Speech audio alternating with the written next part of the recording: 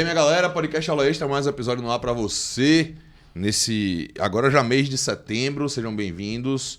Você já sabe, antes de mais nada, você vai clicar aqui embaixo para poder se inscrever no canal, ativa o sininho, porque quando sair o episódio novo, você vai ser o primeiro a saber, você já assiste logo de cara, beleza? Lembrando também que você nos ouve toda segunda-feira na Rádio Metrópole, às 11 da noite, ao vivo lá. Você pode mandar pergunta na hora, tal, contanto que você não queira constranger os apresentadores ou os convidados, a gente vai ler, né? Falar em constranger, apresentador e convidado, doutor Ivilira, tudo bem com você? Vem cá, você vai fazer caruru? Por que você tá falando assim, setembro? Pô, velho.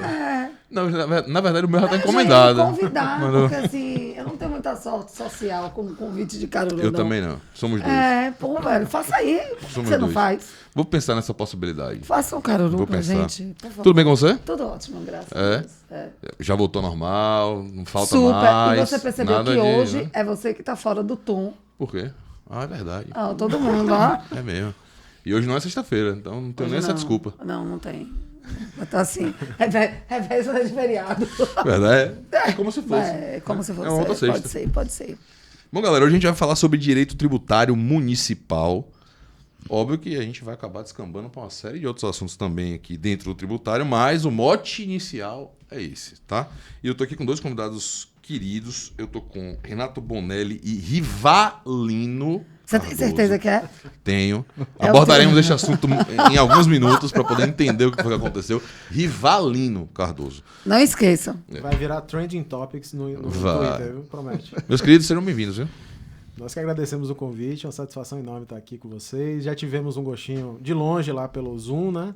Na rádio. Não conhecia Então, o Rafael? Não conhecia o Eu falei, porque Rafael. Rafael, assim, agora, ele só vive aí, ó, pelo mundo. Mas é o mundo, é a vida que a gente quer, então é importante você estar A perto das gente pessoas. tem que estar perto, porque a Claro. gente tem que estar perto do que a gente deseja, né? Exatamente. Então a gente está assim, aqui perto, né? Sabe pra- qual, vou logo sabe dizer- qual é o bom do podcast? Ah. Tem edição, não é ao vivo. Chega lá na hora, vai cortando essas baboseiras todas que vocês inventam aí. Hoje na rádio ele falou, Rafael viajou, tá esbanjando, Mentira da porra, ostentando, tava não descansando. pôde estar aqui. Você não viu a mochila que ele chegou? Sabático. Tava Você não descansando viu a no interior mochila? distante. Tava descansando Você no não interior viu? distante. Você não viu a mochila que ele Vi. chegou? Nada observei bem. disso, Tá no nada cofre ali. disso. Tá no cofre, é. Essa mochila, meu filho, vale milhões. Rapaz, eu queria ser Tributarista. pra ganhar dinheiro de verdade. Quando você passou no vestibular, as pessoas dizem assim, meu filho, se você quiser fazer direito, quiser fazer exercer advocacia, pelo amor de Deus, vai ser tributarista. Mais Não ou te menos diziam por aí. isso, não? Mas veja Pra que só, que a gente- qual é a pra minha, que qual é a minha que a gente situação? desobedeceu, velho? Nessa bancada que eu já falei que eu queria ser criminalista e agora eu tô falando que eu queria ser tributarista. Ou seja, você é exclusivamente pela volúvel. questão financeira. É só dinheiro. O negócio é dinheiro. vai, Eu Mas conto eu ou você cifrões. conta, Riva? Quero ver o cifrão. A gente conta. Eu conto ou você conta? Eu quero ver os cifrões, entendeu? Aí eu fiz OAB. A minha segunda fase de OAB eu fiz em penal, como você já sabe. Você fez a Passei, especialização graças em a Deus, tributário, né? não? Passei, mas não tive nenhuma vontade de seguir adiante. E tributário, minha experiência foi exclusivamente na primeira fase da OAB. Na época eram 8 questões.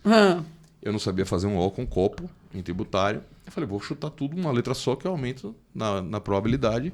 Vou acertar algumas, título B, errei todas. Então a minha experiência com tributário é essa aí, viu? Traumatizante. Vamos chegar nesse nível aqui. E aí você vê, eu preciso fazer muitos programas de tributário para poder a coisa Aprender. começar a melhorar, entendeu? Não é fácil não. Não é mole não. Tem gente que tem experiência em tributário como executado, então é melhor que você só tenha tido a experiência. Nenhuma experiência, né? É melhor ter Pronto, nenhuma. É melhor, é verdade, exatamente. é verdade. Às vezes é melhor ter nenhuma do que ter qualquer. Exato. É verdade, você tá certo. Mas diga Falando aí, nisso já então, que a gente tá falando em advogado que ganha muito dinheiro com direito tributário, né? Só pra gente poder iniciar, e os nossos queridos, eu não sei ainda como é que a gente vai chamar o pessoal que assiste a gente, você tem que decidir isso logo, tá ficando chato, 17 episódios, aí não sabe se chama de telespectador, de internauta, de seguimores. Seguimores, eu acho seguimores. É coisa de Fred, é coisa de Fred. Não é muito Não minha dá pra cara mim não. nem assim. É, dentro do dia a dia de vocês, o que vocês enxergam hoje como demanda mais forte no tributário? Você partir para o lado federal, a questão de renda pessoa física, até as questões de empresa. Empresa para tudo, né? Credor, Já devedor. no estadual, que a gente acaba tendo um foco quase que exclusivo no ICMS, né? A gente pouco ouve falar de outros tributos estaduais na litigância. Ou no municipal. Como é que para vocês isso está sendo hoje em dia? A gente costuma falar que o contencioso tributário não para. Graças A a gente, Ó, a felicidade. gente tem, Você não tá vendo um sorriso, não? Pessoal aqui é todo mundo muito bem-humorado aí. a gente não tem um mês assim sem surgir uma notícia, uma tese nova, um problema, porque o direito tributário ele trabalha com um direito fundamental muito sensível, que é a propriedade, o dinheiro, e também a liberdade, porque o tributo é compulsório, não depende da manifestação de vontade. Então a gente trabalha com esses dois princípios, liberdade e propriedade. E outra coisa, você falou isso agora, pensei. O tributo, quando ele surge, não só na questão de ser compulsório, mas de limitador dessa vontade. Porque se você Total. pensa. Não é? Total, você realiza o fato gerador, saiba você ou não que é fato gerador de tributo, você já está na posição de devedor, na posição de contribuinte. Então, é muito sensível. E a gente tem um problema, que é um problema particular do Brasil, e o pessoal que estiver ouvindo aí, quem tiver qualquer experiência com o direito tributário já passou por algo semelhante, que o contribuinte é sempre tratado como um mal pagador. Sim, O direito tributário ele inverteu a lógica. A gente costuma falar no direito que má-fé não se presume. Mas no direito tributário parece que a má-fé do contribuinte é presumida. Então o fisco ele cria uma série de estratégias para se proteger contra eventuais fraudes do contribuinte, ainda que elas não tenham ocorrido. E aí nessa série de estratégias tem um bocado de abuso, porque na verdade a maioria dos contribuintes que não paga tributo é porque não conseguiu, é dificuldade financeira. Existem lá as fraudes que devem ser combatidas, óbvio, mas não é a regra. Sim. E o fisco trata o contribuinte como mal pagador. E aí, nesse cenário, a gente tem uma série de conflitos nas três esferas. O que é que eu posso dizer para você assim? Na esfera federal, o que dá mais, popularmente, o que dá mais conflito é o imposto de renda da pessoa física, porque a gente tem problema com o imposto de importação, com o imposto de exportação, mas aí já é um nicho. Sim. Para quem Nada importa, para quem disso. exporta. Na época dessa galera que está comprando, né, não Na vou falar Shein. o nome. Eu não ia Patrocina, falar. Na Shein, patrocínio, Hashtag Shein, quando patrocina, quiser, hein? tamo aí, viu? Chegue mais. Só fala se botar o bambá aqui. Pois é. Então, mas o imposto de renda, ele atinge as pessoas físicas, e isso gera um volume muito grande. No estado, o ICMS atinge os comerciantes, e o Brasil é muito forte em varejista, em atacado, todo mundo paga ICMS, tem muito problema. No âmbito municipal, aí a gente tem o ISS do ponto de vista do empresário, o IPTU e ITBI, mais voltado para as pessoas físicas também, tem um volume bem considerável. Eu acho que o municipal ganha, em termos de volume. O que é que você acha, Rigo? Vamos lá, eu acho que assim, o tipo de prospecção que você tem com o cliente, o tipo de abordagem comercial que você tem também, né, o perfil de cliente perfeito que você busca, vai acabar te catalisando clientes que são ou pessoa física ou pessoa jurídica. Sim. Então, por exemplo, é mais comum que chegue ao escritório pessoas físicas demandando questões de IPTU. E em Salvador em especial, né, porque nós tivemos aí aqui, sem nenhuma questão partidária envolvida, nós tivemos uma revolução no IPTU de 2013 para 2014. Sim, verdade, né? verdade. Então, foi dali que se resolveu alterar, de algum modo, o orçamento público municipal. Falou assim, nós vamos elevar a base de cálculo, ou seja, o valor dos imóveis aqui em Salvador, e, independente de qualquer situação, nós vamos aumentar. Tanto que assim foi feito. Né? Alguns clientes, e pasme, de R$2.000 que o cara pagava lá por ano, passou para R$80.000. Como é que você justifica juridicamente um aumento de 40, na verdade, 40 mil vezes, né? 40 vezes, aí no caso era 2.000 para 80 mil, 40 vezes, né? O aumento do IPTU, pegando o contribuinte Uma totalmente expropriação. Expropriação. Não, é bem legitimada, né? verdade que a base estava bem defasada. Tava mas não defasada. precisava ser desse jeito, né? Foi meio maquiavélico, né? Porque ele preferiu fazer o mal de uma vez só. Né? Então, vamos já chegar com o pé na porta, vamos aumentar bastante. Quem quiser litigar, vai litigar. Tanto é que existem vários processos aí, tanto de pessoas que estão discutindo individualmente ali o valor da base de cálculo dos seus IPTUs, e aí tem muito processo assim, nós temos particularmente vários processos dessa natureza, como também tem os processos dos partidos políticos que foram movidos lá atrás, né? Se não me engano, você foi signatário de um deles, não foi, Renan? Eu tive acesso a uma ADIM contra essas leis municipais. Interessante, você falou assim, a base de cálculo estava bem defasada, e estava realmente. Mas nessa ADIM a gente abordou um julgado do STJ que falava sobre contrato de locação, portanto foi só um paralelo, não era sobre IPTU, mas o STJ defendia lá nas razões que quando você tem um direito, mas não o exerce por muito tempo, você cria a expectativa na outra parte de que você não vai exercer. Que na É verdade... uma questão bem polêmica. É, do ponto Passa de vista 20 anos, jurídico. mas eu concordo 300% com o que a STJ falou. Aí, no caso lá, o STJ, ele Você passa não sei quantos anos sem aumentar o seu aluguel, como deveria ser o caso do foi processo. o caso do processo. Ele coibiu um aumento de 300% no aluguel porque a pessoa passou 20 anos sem fazer nenhum tipo de reajuste. E quando quis fazer, quis tirar o atraso de 20 anos em um ano só. E aí a gente tentou usar esse paralelo. Que na também. verdade é como se fosse uma espécie de venire contrafacto próprio, que é um subefeito da boa-fé, da eticidade. Pois Você é. cria no outro um padrão de conduta que você passa Acaba a incorporando ao pensar contrato, que o outro... né? Exatamente. Eu concordo que incorpora de pronto. Não tem conversa. Você tem. Você pode pensar na mesma perspectiva negocial de relações contratuais para relações de tributos. Não, até porque, veja Esse só. é um dos grandes- Esse é outro ponto, é verdade. Mas veja, mantendo o raciocínio desse momento aí, você na questão probatória, inclusive, numa situação dessa, você fica muito fragilizado. Quem garante que aquilo não foi acordado entre as partes por telefone, pessoalmente? Não, velho, esse ano não vou aumentar, não. Ano que vem, pô, velho, não vou aumentar, não. Pô, tá uma crise, não vou aumentar, não. Não vou aumentar. E passou 10 anos assim. Quem garante que não foi assim? Você não vai saber, no caso concreto, exatamente, vai ser ali o que for. Em uma situação dessa, você vai decidir na tese, você não vai decidir na prova. Sim. Agora, um outro tributo também, sem querendo cortar a questão do IPTU aqui, que também chama bastante atenção é o ITBI, que aqui em Salvador a gente chama de TIV, né? A gente estava até Eu não brincando sei. sobre isso. Não sei, porque na minha...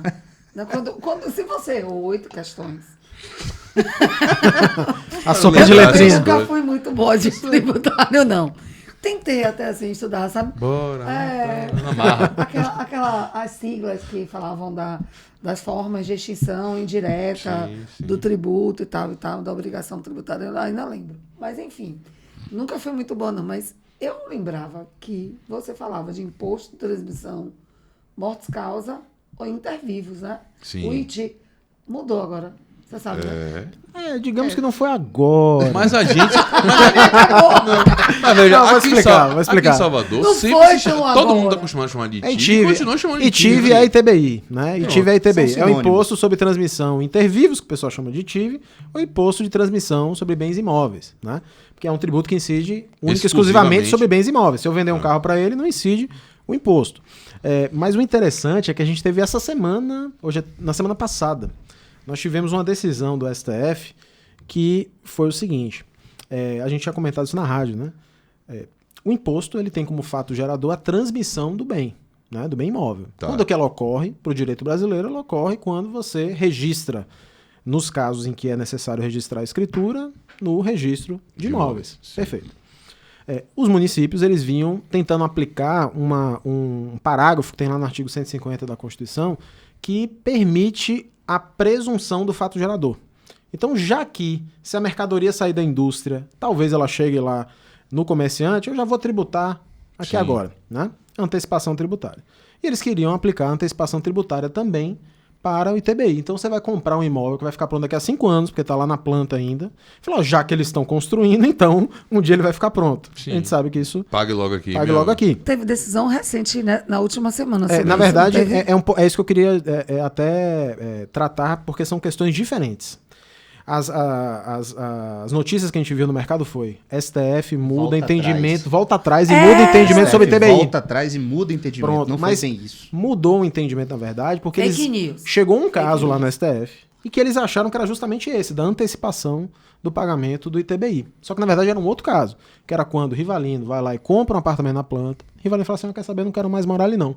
Renato quer comprar apartamento. Então, eu cedo os direitos Seção de desse direitos. contrato para Renato. E a Constituição e o Código Tributário Nacional expressam nesse sentido, de que incide o tributo ali. Sim, entendi. Então, os ministros eles tinham aplicado a esse caso o mesmo entendimento da antecipação do ITBI. É a E aí cessão que de eles crédito. voltaram atrás nesse sentido.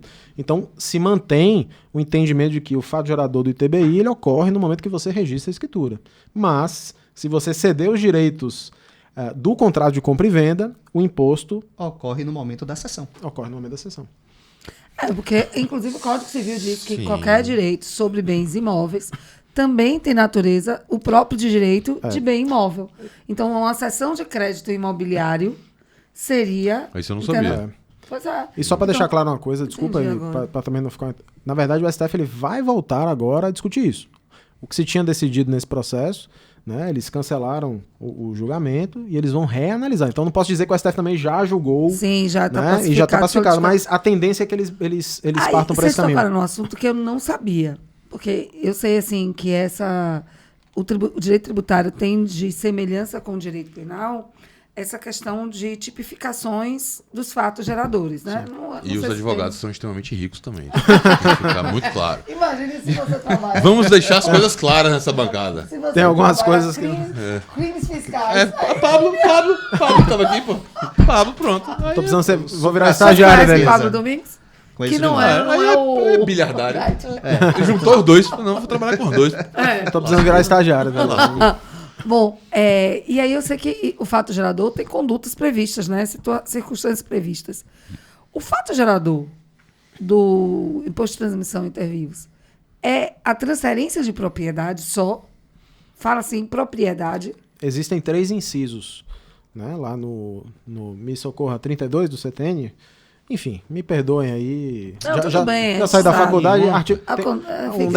Vai aqui, tá assistindo, vai abrir, vai olhar e vai comentar. É bom que dá engajamento. Vai. Tinha um professor, não lembro, falou assim: ó, quem decora artigo. Enfim, eu não vou falar isso aqui. 32. Mas enfim, edita.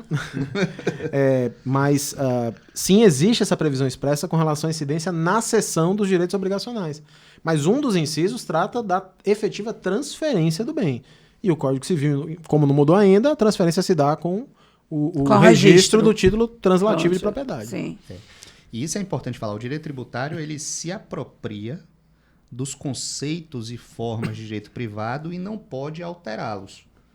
Então, se o imposto incide sobre a propriedade, quem dá o conceito de propriedade é o direito civil. O direito tributário não pode formular um conceito novo de propriedade. Eu estou começando a achar. Ele vai se aproveitar. Ele vai se aproveitar dos conceitos de outras áreas. De outras áreas, a gente chama que é o direito de superposição por isso, porque ele se apropria dos conceitos e formas do direito privado. Direito de superposição. Posição.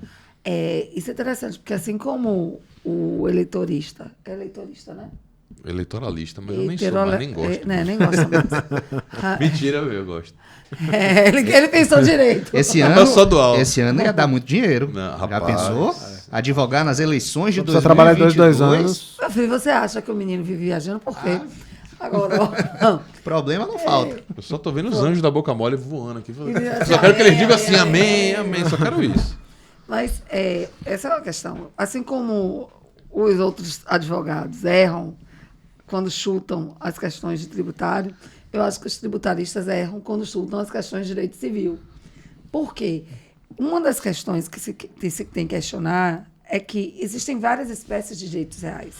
Eu posso ter direitos sobre bens, né, sejam móveis ou imóveis, sem necessariamente ter a propriedade. Sim. Então, vocês sofrem muito com isso, por exemplo, quando a gente pensa na enfiteuse. E a gente está falando isso porque, se você não sabe, a gente está em Salvador. Salvador é uma das capitais que tem mais incidência de enfiteuse no país. Ninguém lembra mais do que enfiteuse. A gente lembra quando viu na faculdade, depois esquece. Lembra, mas você paga. E teve aqui na bancada, você vai lembrar, a gente fez o programa de imobiliário com o Iácia aqui, né? Falou muito de enfiteuse. Sampaio, que falou sobre enfiteuse. Sócio de Fernanda. Fernanda é queridíssima. Essa parceira lá. Falou muito de enfiteuse aquele dia aqui. Relembrei tudo, não sabia mais que nem pra onde ia. Enfiteuse, velho. Enfiteuse. Inclusive, Iácia, nesse dia, falou que uma das questões que, se você não assistiu, volta aí no episódio de Iácia para você ouvir ele dando uma explicação sobre isso, é justamente isso. Então, por exemplo, quando você fala da enfiteuse, a enfiteuse recai sobre o que a gente chama de bem de raiz, que é o bem inicial, que é o terreno. Teoricamente, qualquer valor, qualquer porcentagem sobre transferência tributária ou de direito real vai ser sobre o bem sobre o qual está registrada a enfiteuse. E a gente sabe que existem questões de incidência tributárias sobre a totalidade da construção, inclusive para efeitos fiscais. Essa é uma questão. Então, assim, voltando, quando você pensa em propriedade, para o civilista, é totalmente diferente de direito real. Então, assim, a promessa de compra e venda pode gerar um direito ao cessionário, né, ao promitente comprador, de você adquirir uma futura propriedade. E é um direito real a adjudicação compulsória. Aí é essa questão que eu acho, aí é que eu vou perguntar. É propriedade? Não, Ou qualquer direito o real? fato gerador do ITBI é a transferência da propriedade ou a cessão de direitos reais sobre imóveis, exceto os de garantia. Então a gente trabalha com transferência de propriedade ou cessão de direitos reais sobre os entendi. imóveis. Entendeu? Daí Não é só entendemos transferência de que o STF, propriedade, não. nesse ponto, acertou. Sim, claro. Entendi. Inclusive, Usufruto.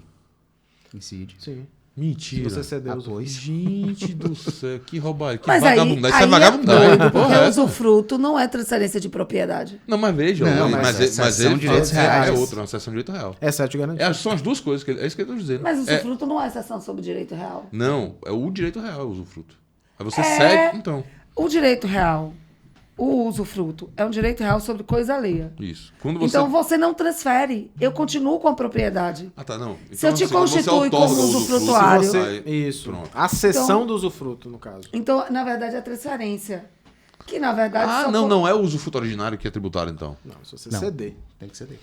Então, se eu, Porque se eu, o- se eu compro um imóvel, coloco em usufruto E não pode ser vitalício gratuito. para IVE, não tem fato gerador nenhum Tem aqui. que ser oneroso. Se ela quiser ceder esse direito para Rivalino, aí é que ela vai pagar o... E Um na detalhe verdade- importante que ele colocou, né? Tem que ser oneroso. Porque para os atos não onerosos, as doações, por exemplo, você já tem um outro imposto, que é de Que é já é estadual. competência Que é estadual. estadual.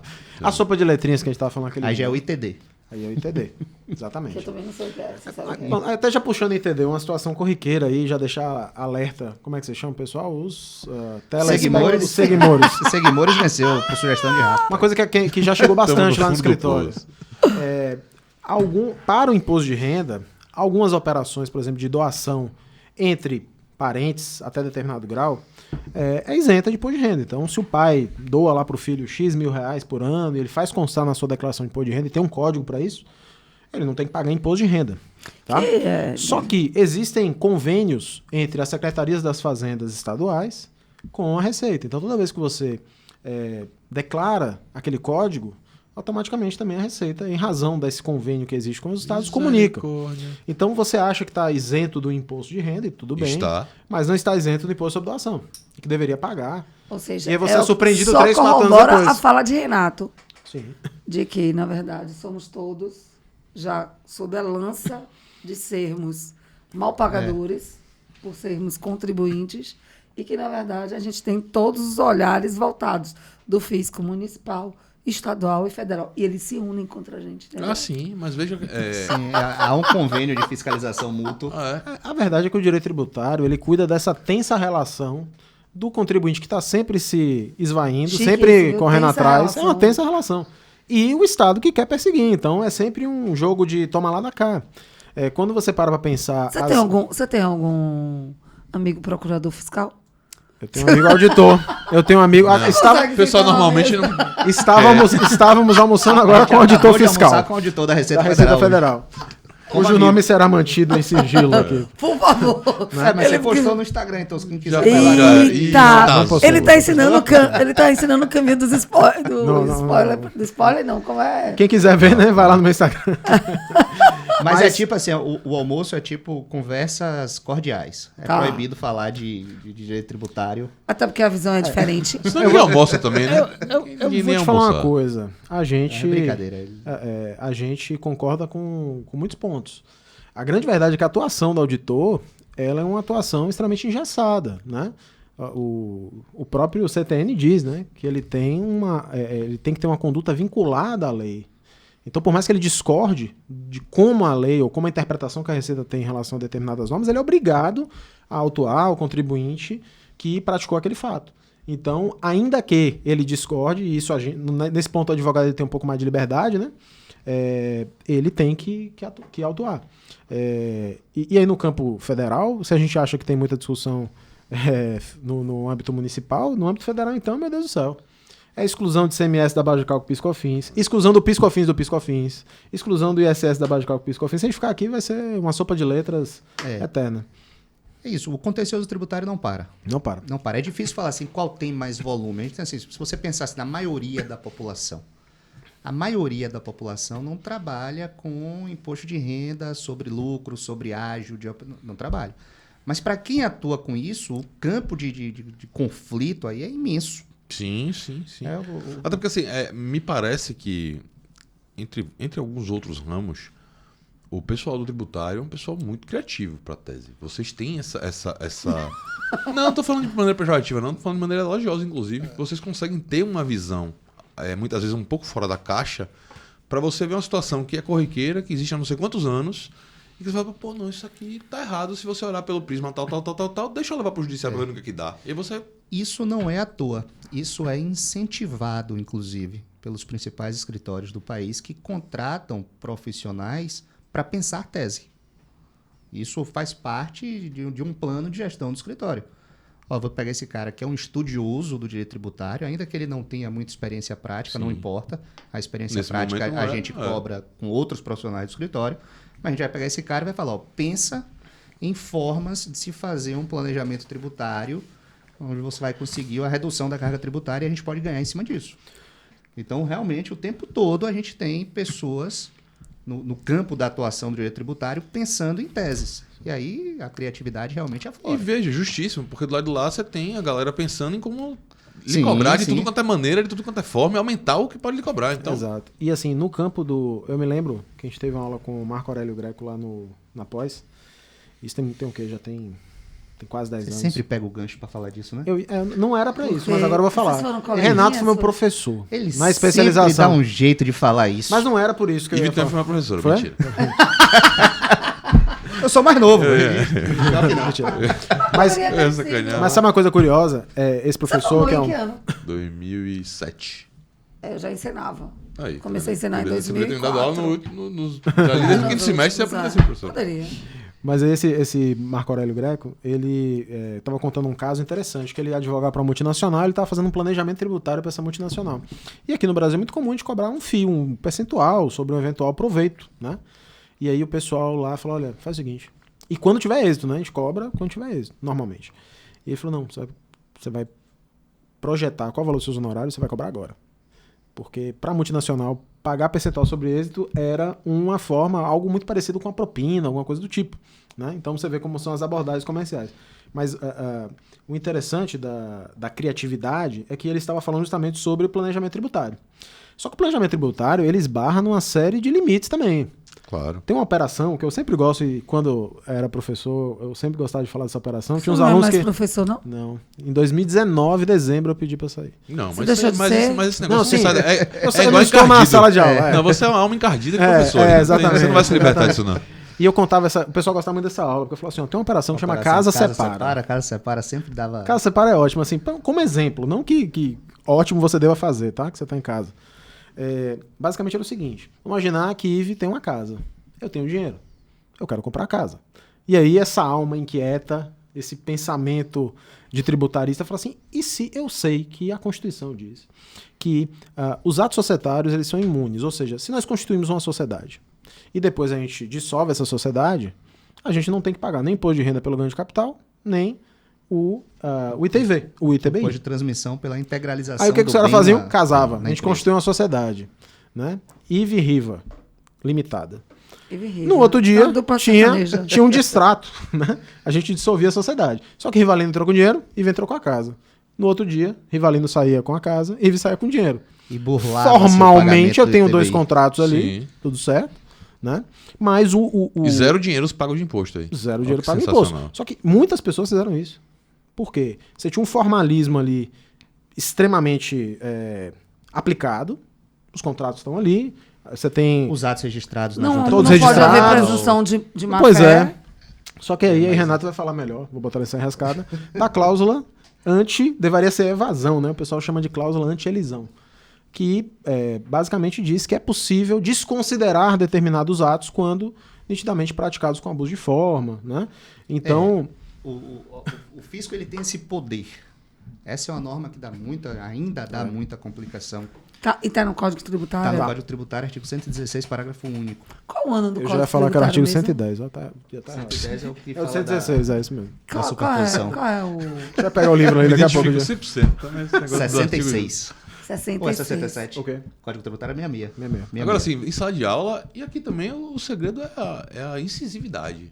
Você chega falando do artigo 110, ninguém vai olhar, velho. Se você falar brabo mesmo, se você falar do artigo Não olha. 110, tá lá pro ninguém. Ninguém olha, ninguém olha, ninguém olha. Você sabe por que você está falando desse dispositivo? E existe um similar no Código Civil, que é a simulação. Mas esse parágrafo único do 116, ele não é originário. Ele foi incluído posteriormente. Tá. Ele não é de Aí eu só queria 1966, saber se, não. na verdade, Vamos ver se seria ele tá bom. anterior De que ou ano, posterior que ao emenda Código Civil? constitucional? Aí foi alteração por lei complementar. Eu acho que é 2001. Não tenho Agora vem certeza. cá, Período do Código Civil, que é de 2002. a ideia Então, a ideia é a mesma casa. alma é a mesma da simulação? Dessa norma? Qual é a ideia? O fisco ele tem um poder de desconstituir atos simulados. E ele entende com razão, essa operação casa-separa, que na verdade ela pode ter feições muito mais complexas, envolvendo operações internacionais. O que Valino falou aqui foi o exemplo mais básico. Chulo, mais chulo. O mais básico da E operação. que muitas pessoas casa-separa. fizeram. Com certeza. Você entrar com casa, eu com dinheiro, eu saio com a casa, você com dinheiro. E aí, veja, quando o CTN fala em poder para desconsiderar atos simulados, é uma coisa interessante, porque a simulação, você pode até me corrigir, aumentar aqui Meu Deus. na parte do direito civil, a simulação é um vício que está no plano da eficácia, não está no plano da validade. Não. Ele, no Código Civil, ele, a partir de 2002, passou a ser Do plano da validade nulidade também. absoluta. Pois é, lá no direito tributário a gente entende assim, desconsiderar atos simulados significa desconsiderar um ato que é válido, mas cujos efeitos não são aqueles que normalmente dele se espera. Então, que é o caso de uma operação dessa? Essa operação, do ponto de vista formal, ela é válida porque as pessoas fizeram um contrato social, registraram na junta comercial e depois fizeram um distrato e registraram.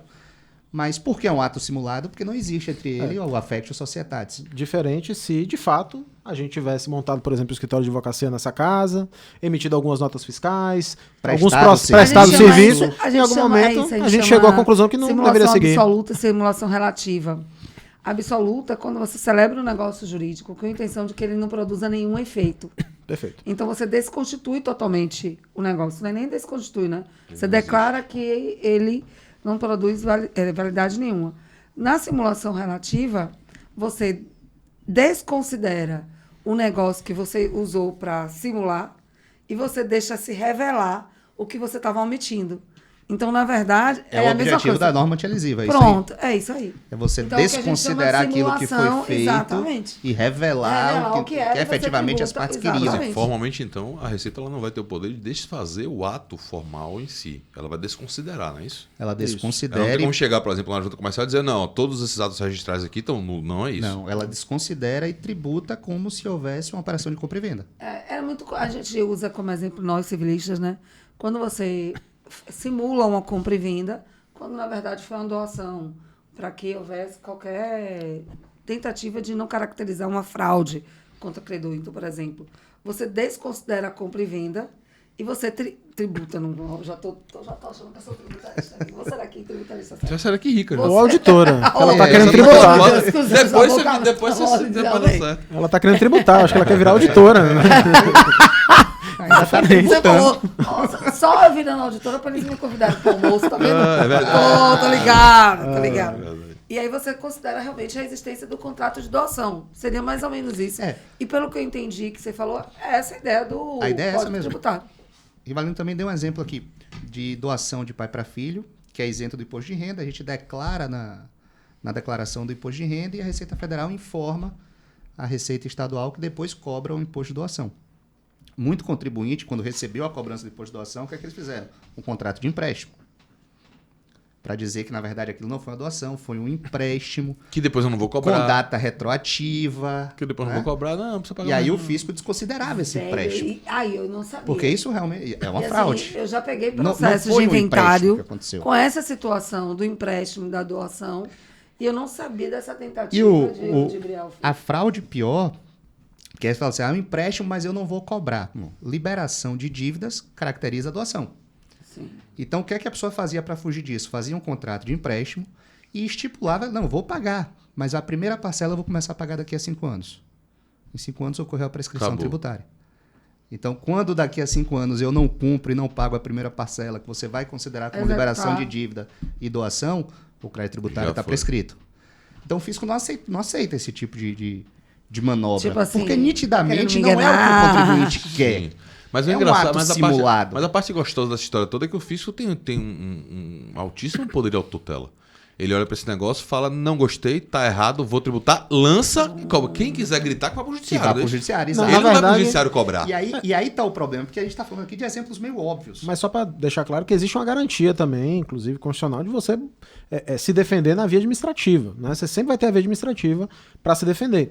E Sim, quem vai julgar? não, mas aí que tá. Não, órgão é paritário. Essa é uma pensão, existe uma paridade. Inclusive, seria possível que eu, o Renato, o Rafael, você compôsse alguma das câmaras de julgamento, por exemplo, aqui na Cefaz, né, nós temos o CONCEF, que é o Conselho Fazendário Estadual, que você tem pessoas indicadas pelas associações, pelas né? associações, FEComércio, FIEB, enfim. Então é 50% paritário. formado por auditores de carreira e 50% por representante do contribuinte. E tem muita... Isso acontece na esfera federal, acontece aqui também na esfera estadual, que no estado da Bahia...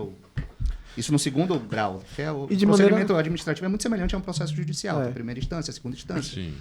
A partir da segunda instância, o órgão é paritário. Então, e funciona, né? Sendo bem... um termo bem Igual o popular. judicial, Funciona. tem lá seus problemas, tem lá suas críticas, mas... Vantagem, julga e não paga resolve o custas conflito. processuais, né? Não paga custos processuais. Você tem, muitas vezes, direito a levar para uma segunda instância. Em alguns casos, você não tem esse direito de levar para a segunda instância. Mas, normalmente, primeiro sinal do tributarista. Tem prazo para defesa administrativa, vamos nos defender administrativamente, porque você mantém a regularidade fiscal do cliente. Ele continua tendo ali as certidões dele, se ele vai participar de uma licitação, se ele vai pegar um crédito no banco, enfim. Então, é como se, né, adimplente ele estivesse. Então, é sempre uma via que a gente gosta de Você buscar. falou de certidões. Eu me lembro exatamente quando eu comecei a advogar, que a gente não vai falar quando, mas eu advogava muito para quê? construtora, que no escritório que eu advogava, eles advogavam muito para construtora. Velho, atormentava meu juízo na semana que tinha processo licitatório, porque eu tinha que ficar correndo atrás de sustação de protesto. Você sabe o que é sustação de protesto? Só para você conseguir uma certidão negativa ou uma certidão positiva com efeito negativo. Chega a me dar ginjo, assim. A defesa, eu costumo dizer que a defesa administrativa na esfera tributária talvez seja a forma mais benéfica e menos custosa para o contribuinte para suspender a exigibilidade e conseguir a certidão positiva com efeito negativo. Porque você não dispõe do patrimônio, basta apresentar uma defesa. Não há necessidade de garantia. Não há necessidade de garantia. Você pode suspender com um depósito do montante integral em juízo, mas aí você já dispõe do seu patrimônio. Você está com o patrimônio que vai ficar lá Sim. congelado. A defesa não, basta protocolar no prazo. Você pode suspender também por uma liminar judicial, sem a garantia. Mas aí você já depende do provimento do juiz. Sim. Não depende só do contribuinte, depende da análise judicial. E a defesa não. Basta protocolar no dia. Tem ser tempestiva, basta protocolar no prazo. E aí, durante toda a discussão administrativa, que pode demorar anos e anos, assim como o processo judicial, o contribuinte está ali considerado como se quite estivesse. No momento em que você começa a discussão administrativa, você suspende a contagem de prescrição, né? Suspende a exigibilidade do crédito e também suspende a prescrição. Suspende ou interrompe? Suspende. Menos mal. No tributário não tem nada de interrompe, né? Prescrição. É Tem. só suspender, Tem. né? Não, tem. A adesão a parcelamento, por exemplo, é uma das causas de interrupção. Rapaz, isso é engraçado, sabe por Ah, quê? porra, que sacanagem. Não, vou te contar um caso aqui daqui a pouco. Programas de parcelamento. Aí o contribuinte vai e acha, pô, velho, é minha chance. Mal sabe ele, porque ele não tem, às vezes, a noção do cálculo dos juros, né? Se realmente é uma vantagem para ele. E tem um efeito principal, que é a interrupção da prescrição. Né? E assim, é um efeito, vamos dizer assim, por uma via tangencial. Se você for na lei, não está lá dito na lei que o parcelamento interrompe. É a confissão O que de interrompe dívida. é um A ato, confissão. qualquer ato, ainda que É extrajudicial, o reconhecimento que represente judicial o ou reconhecimento extrajudicial de dívida. É. Quem pede parcelamento é porque pretende pagar. Não, e tem que assinar Quem um termo de pretende confissão. pagar, confessa que deve. As receitas ainda exigem, para ficar mais seguro, que você assine um termo de confissão. Mas ainda que não exigisse, o próprio ato de pedir para pagar já se entende como uma confissão Mesmo de que dívida. seja negado. claro. Mas o grande Claro. problema... Vamos lá. Esses parcelamentos, geralmente, você pede para ser inserido, não é isso? É uma adesão, não é, a gente recebeu um cliente essa semana, não, eu negociei com a prefeitura. Não, você não negociou com a prefeitura. Você só quis. Você só aceitou ou não aceitou os termos que a prefeitura Seria diferente impôs. até Da quando a gente transação. fala da transação, né? Quando o contribuinte faz uma proposta de transação, a gente estaria falando de uma possibilidade de reconhecimento de não, né? Sim, sim. Também. A Na proposta... mera proposta? Aí a gente vai entrar no campo cinzento, porque na mera proposta ele ainda não assinou o termo, o documento oficial. É isso. E assim, Eu entendo que não. olha, eu quero pagar assim. Se você não aceitou, Eu não estou reconhecendo que eu devo, em tese. Você sabe que... Me parece diferente da adesão ao parcelamento, que como o Riva falou agora aqui, você está simplesmente aceitando condições pré-colocadas, você não está nem julgando a conveniência, a oportunidade, o bom negócio, você Não está existe- simplesmente aderindo. não Ó, eu existe concessões mútuas, né? Sim, é só eu aceita quero. ou não, exatamente. Eu acho que, acho que seria diferente. A manifestação de vontade, eu acho que é diferente nesses dois casos. aí. Eu concordo com você nesse ponto. E um detalhe interessante, né? Como você bem falou, muitas pessoas às vezes não entendem os efeitos daquele pedido e às vezes da adesão. A gente recebeu semana passada um cliente no escritório que ele estava muito insatisfeito com o valor do IPTU. Novidade, né? Todo mundo tá. Quem tá feliz? Mas ele estava muito Nunca insatisfeito. recebeu uma ligação assim, não? Tudo bom no escritório. Olha, só que eu Olha, acho sensacional o IPTU que eu... Só queria dizer isso mesmo, tchau. Mas ele contando a história foi interessante, porque ele tinha um apartamento que quando ele comprou, o contexto do local era muito bom. E aí ele falou que com o desenvolvimento urbano, era um imóvel um pouco mais antigo, o imóvel, ele perdeu muito valor de mercado. Muito valor de mercado. E obviamente que para o município pouco importa. Né? Foi evoluindo ali mês a mês e aí ele foi deixando para lá, enfim. E ele foi lá na prefeitura, aderiu ao parcelamento, pagou, sei lá, pouco tempo 2 parcelas, 3 parcelas. e pronto. E aí, quando a gente foi olhar, já tinham 4 execuções fiscais contra ele, de 95 para cá. Misericórdia. Só que, aí entra outro ponto. A gente identificou que 95 para até 2002, de fato, estava prescrito. Mesmo com interrupção. Porque aqui tem um detalhe, né? A prescrição de direito tributário é uma das causas de extinção do crédito tributário. Diferente do direito civil, né? Então, ainda que você pague um crédito tributário poderia prescrito, pedir- você pode pedir pedir restituição. repetição do Você débito. pode pedir repetição do débito. Prescrição em matéria tributária atinge direito material, De direito material. não só a pretensão. Exato. E aí, o que é interessante nesse caso é que quando você traz essa informação para o cidadão, olha, você aquele dia foi lá e pediu e assinou aquele termo, tudo que a gente poderia estar discutindo aqui agora de prescrição, a gente não pode mais, ou quase nada, né? E aí, é normal, o cidadão acaba ficando revoltado. Ainda tive um outro caso, que foi até por intermédio de um antigo colega nosso lá da faculdade, Frederico Catani. Me Sim. recordo desse caso, que o cliente que ele nos levou para trabalhar era um caso bem grande, e não era IPTU. Era uma questão de imposto de renda, enfim. E eu falei assim, agora eu me Vou ficar arrego. rico. Agora eu me consagrei. Me consagrei. Agora se consagra. Se consagra. Agora se consagra. Todos os documentos que ele tinha me passado, eu falei, rapaz, tá prescrito isso aqui. Chamei, Fred, tá prescrito. De repente aparece lá um documento assim, pedido de parcelamento. Exclusão do parcelamento. Ele não pagou nenhum, ele só pediu e aderiu. Tipo, coisa de um mês. Ele perdeu, vamos colocar assim, a chance, né? De ter o seu débito extinto por conta dessa... Tá, lá tem que resolver, vai lá, vai não, adere o parcelamento, depois a gente vê o que vai fazer. E aí ele perdeu uma grande chance. Vamos colocar Que quando assim. você adere ao parcelamento, suspende a exigibilidade. Aí Interrompe. Sim. você consegue a certidão. Ele resolveu o Uma problema da necessidade. certidão e criou vários outros problemas depois, né? Uma troquinha aí, né? troquinha. Vou lhe dar aqui um... Acho que não foi um investimento muito convexo. Porra, o cara Deu só menos. aderiu, não pagou nada e deixou pra lá. Não Pois é. foi bacaninha mesmo, não. Só pra dar uma pausa nas questões técnicas aqui. Renato, você é parente de professora Rita Bonelli? Sou. É? Na verdade, o parentesco sanguíneo é com André, que é o esposo dela. Sim. Ritinha, eu amo de paixão, é Bonelli emprestada. Ela não vai gostar de ouvir isso, não. Ritinha é Bonelli emprestada. O Bonelli legítimo de sangue é o marido dela, André, que também é maravilhoso. Meu primo. Primo velho a gente chama de tio. Assim, primo mais velho tem que Mas chamar é de tio, primo. é justo. Ele acabou com o Viu, tia? Ricardo e com o André. Viu, tia? Podia fazer um corte, né? Só dessa parte. só- Fazer um corte só dessa parte. E mandar pra ele. Naquela câmera ali, ó. A gente só brinca com quem a gente É gosta. verdade. Faz um A gente outro só corte desse brinca pra com quando ele quem passa a barra. É claro. Eu tô falando porque vocês conhecem Irã Vocês estão vendo Furtado? o que eles falam de mim também. Professor Irã? Ele estava aqui nessa bancada, ele tem uma história sensacional em relação ao sobrenome, que ele contou aqui, que o nome dele era Irã Furtado. Ele, na época de faculdade, década Paulo de 90, Furtado era colega de presidente, nível, então era tudo, né? Giz, tal, Não tinha aquelas smartphone, coisas, não tinha esquece internet. isso, não tinha nem celular, Era isso mesmo. E Não tinha aí, Google. Isso, na época Não. tinha o desembargador Paulo Furtado. Rapidinho que você vai contar esse caso. Criou internet no último semestre que eu estava na faculdade.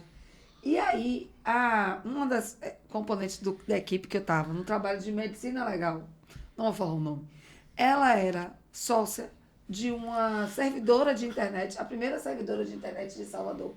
Então as pessoas não sabiam utilizar a Nem que internet era. ainda. E ela tava... Então, e ela estava ligadona porque ela tinha ido para a Europa estudar a internet. Ou seja, plágio, né? Então, uma das primeiras a plagiar usando a internet. Isso é um marco, Agora- isso é um marco, isso é um marco. Ela não falou não, mas se pesquisar direitinho em Gente, primeira... não é se sem botar no Google. Todo mundo... Botar no Google. Olha lá, você vacilou. Mas já prescreveu. Vacilou. Já Tá prescrito, tá prescrito. Vai falar. E aí, Irã Irã Furtado disse que, numa chamada lá, um dos professores chegou e falou: Ô, Irã Furtado levantou: Ô, Irã, você é parente de Dr. Paulo Furtado? Ele: não, professor, só no fórum. Aqui, mas aqui não. A presença de espírito que ele disse que foi na hora, na lata, assim, não, só no fórum. Aqui, não. Na verdade, não. Ia ser bom ter alguém pra chamar de seu, né? Nesse caso aí. É, A verdade. gente não tem. E, bom, vou manter o corte aqui ainda dentro do tributário municipal, porque eu acho que ainda tem coisa com uma porra pra falar aqui. Até porque eu lembrei aqui agora, a gente teve um programa recente que a gente fez aqui com Gutenberg Barros, não sei se vocês conhecem Guto. Sim.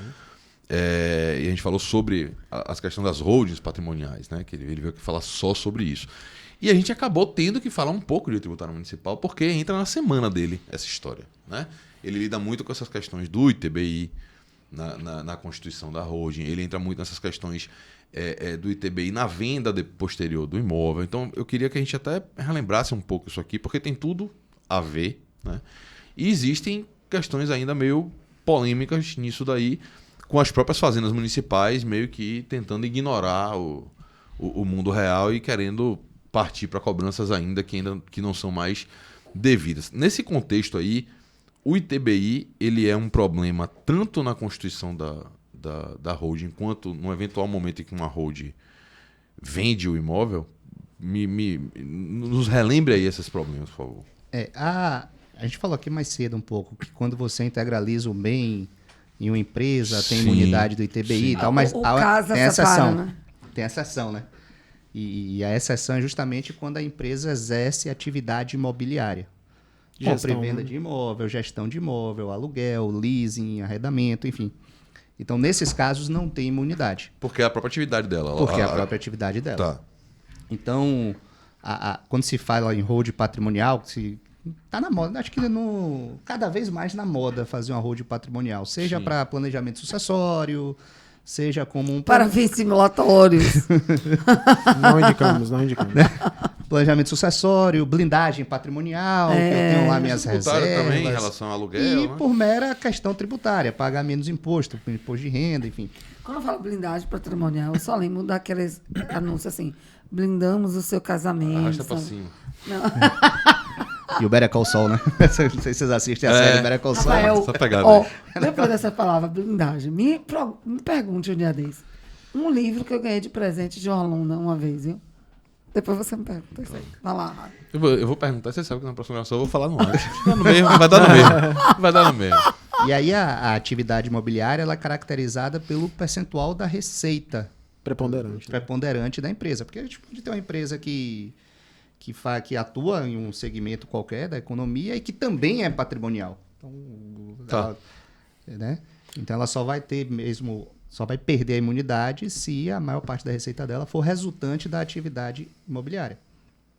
E aí o que a gente já viu, aí eu posso até deixar a Riva falar um pouco, o que a gente já viu de contribuinte que fala assim, não, eu vou criar uma empresa com outro segmento, outro código de atividade econômica, e aí vou passar 3 anos atuando em outra atividade econômica para minha receita preponderante não ser atividade imobiliária e ter direito à imunidade e depois vir a só, sabe?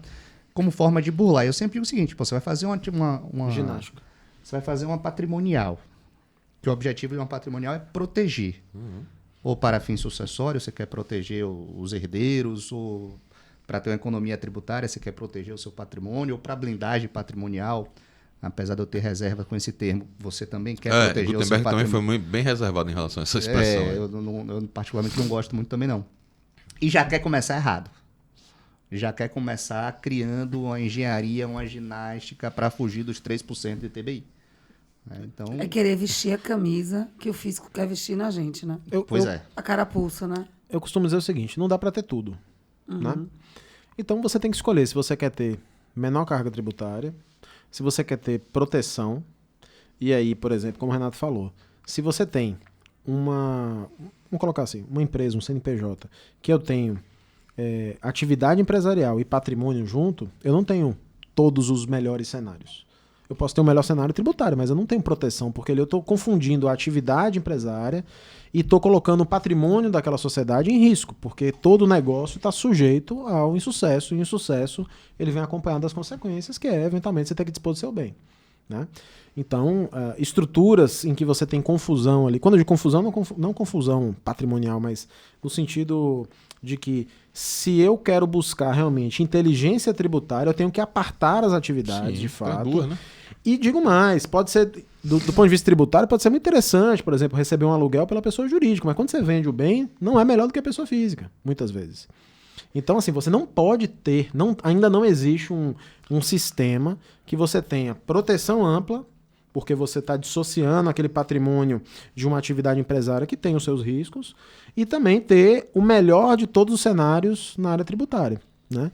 Então é o que o Renato falou, você tem que desenhar os cenários, fazer esse planejamento e entender o que faz sentido para você e o que você está buscando. Do que é que você vai abrir mão e o que é que você vai focar mais. Exatamente. Mas com relação ao ITBI, tem uma coisa muito interessante que é algo que tem chegado toda semana lá no escritório, que diz respeito ao valor, né? O valor da base de cálculo do ITBI. Sim.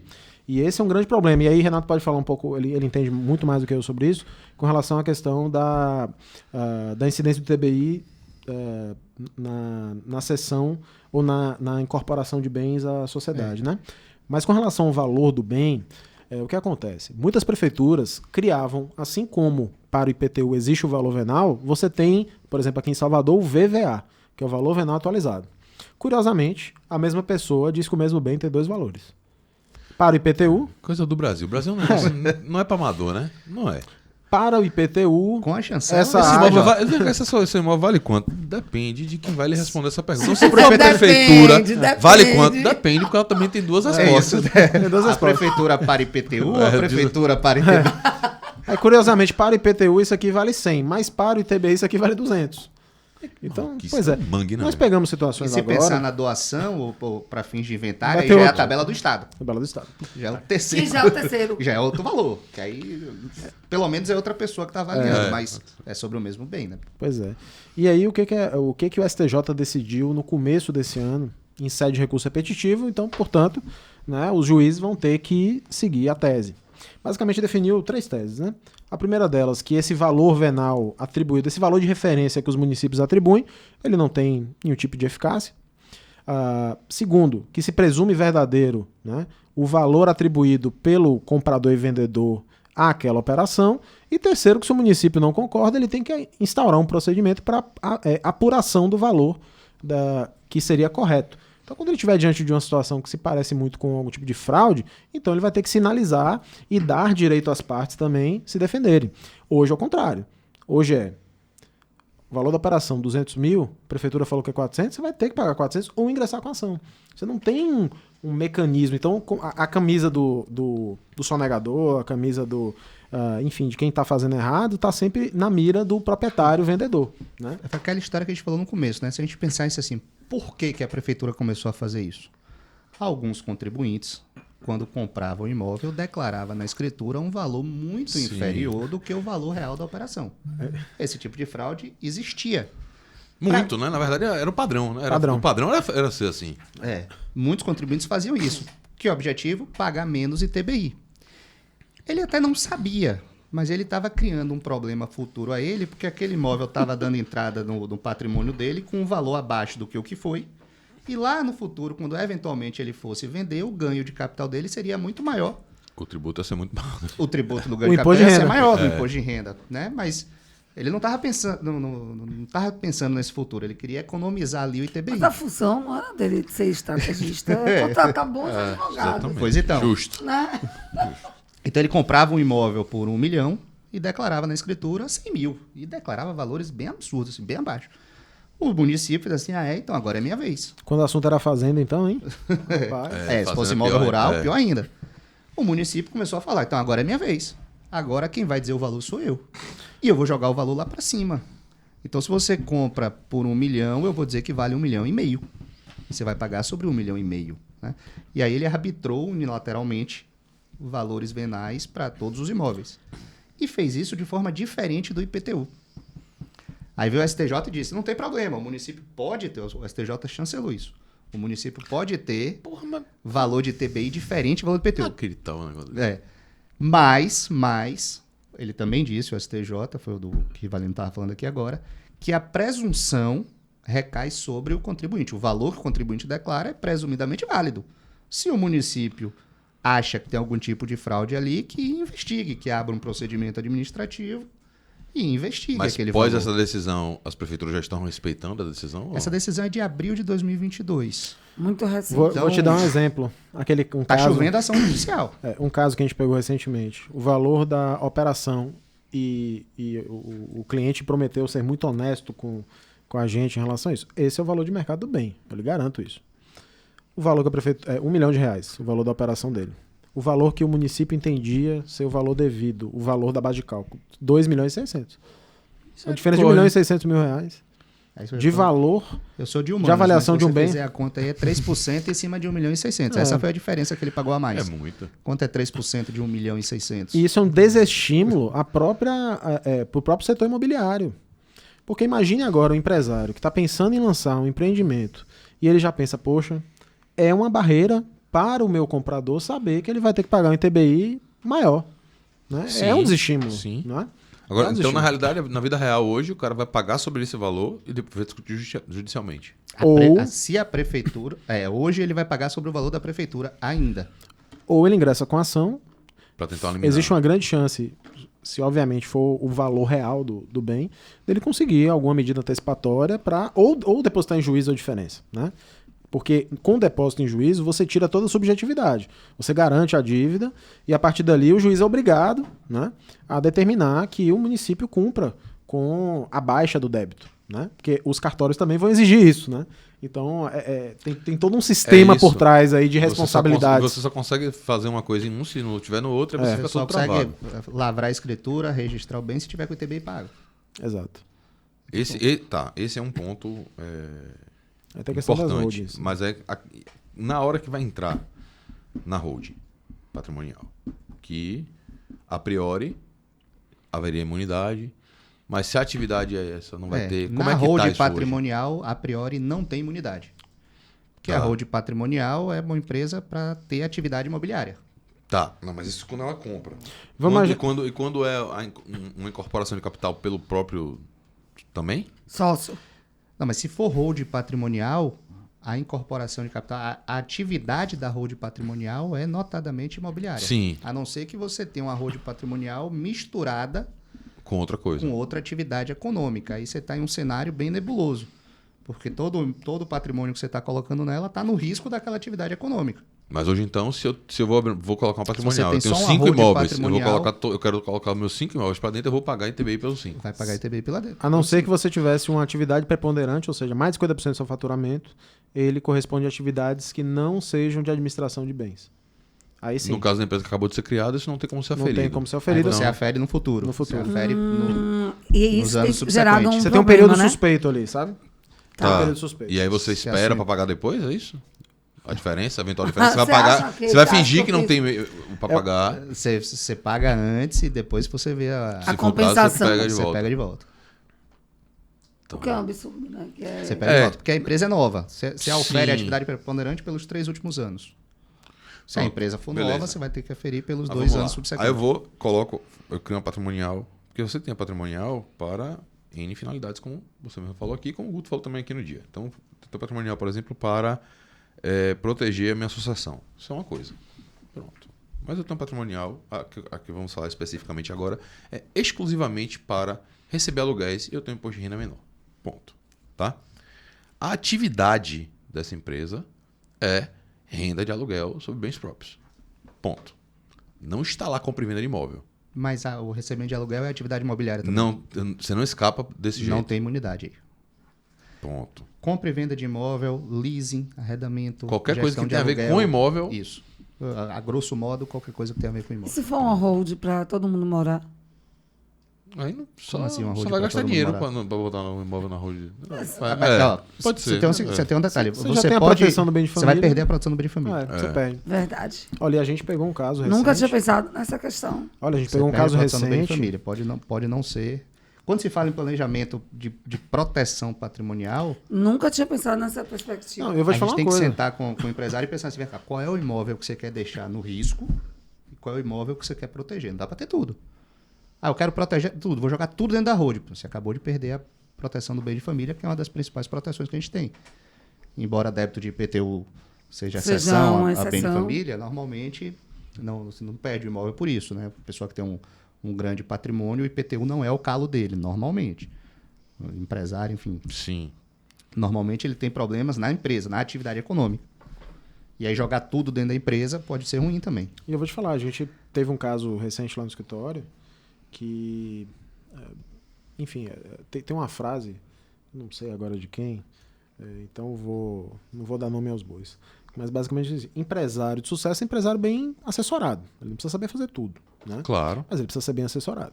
E nesse ponto, eu achei que foi muito precipitada a atitude dele, porque o que ele fez? Ele pegou tudo, jogou dentro de uma empresa. Tudo. Os apartamentos que ele morava, os apartamentos que os filhos moravam. E o negócio dele tem muita mão de obra. Ou seja, é um risco enorme. Então ele pegou aquilo que estava protegido pela impenhabilidade do bem de família, jogou dentro do risco empresarial, O risco trabalhista. o risco trabalhista, fiscal, Que é- e um negócio com a margem minúscula, mas que fatura muito. Então é um prato cheio aí para problema, né? Então agora ele está buscando a forma de reformular isso, de poder organizar a sucessão, que talvez tenha isso que tenha motivado ele acabou descobrindo depois do risco que ele tem.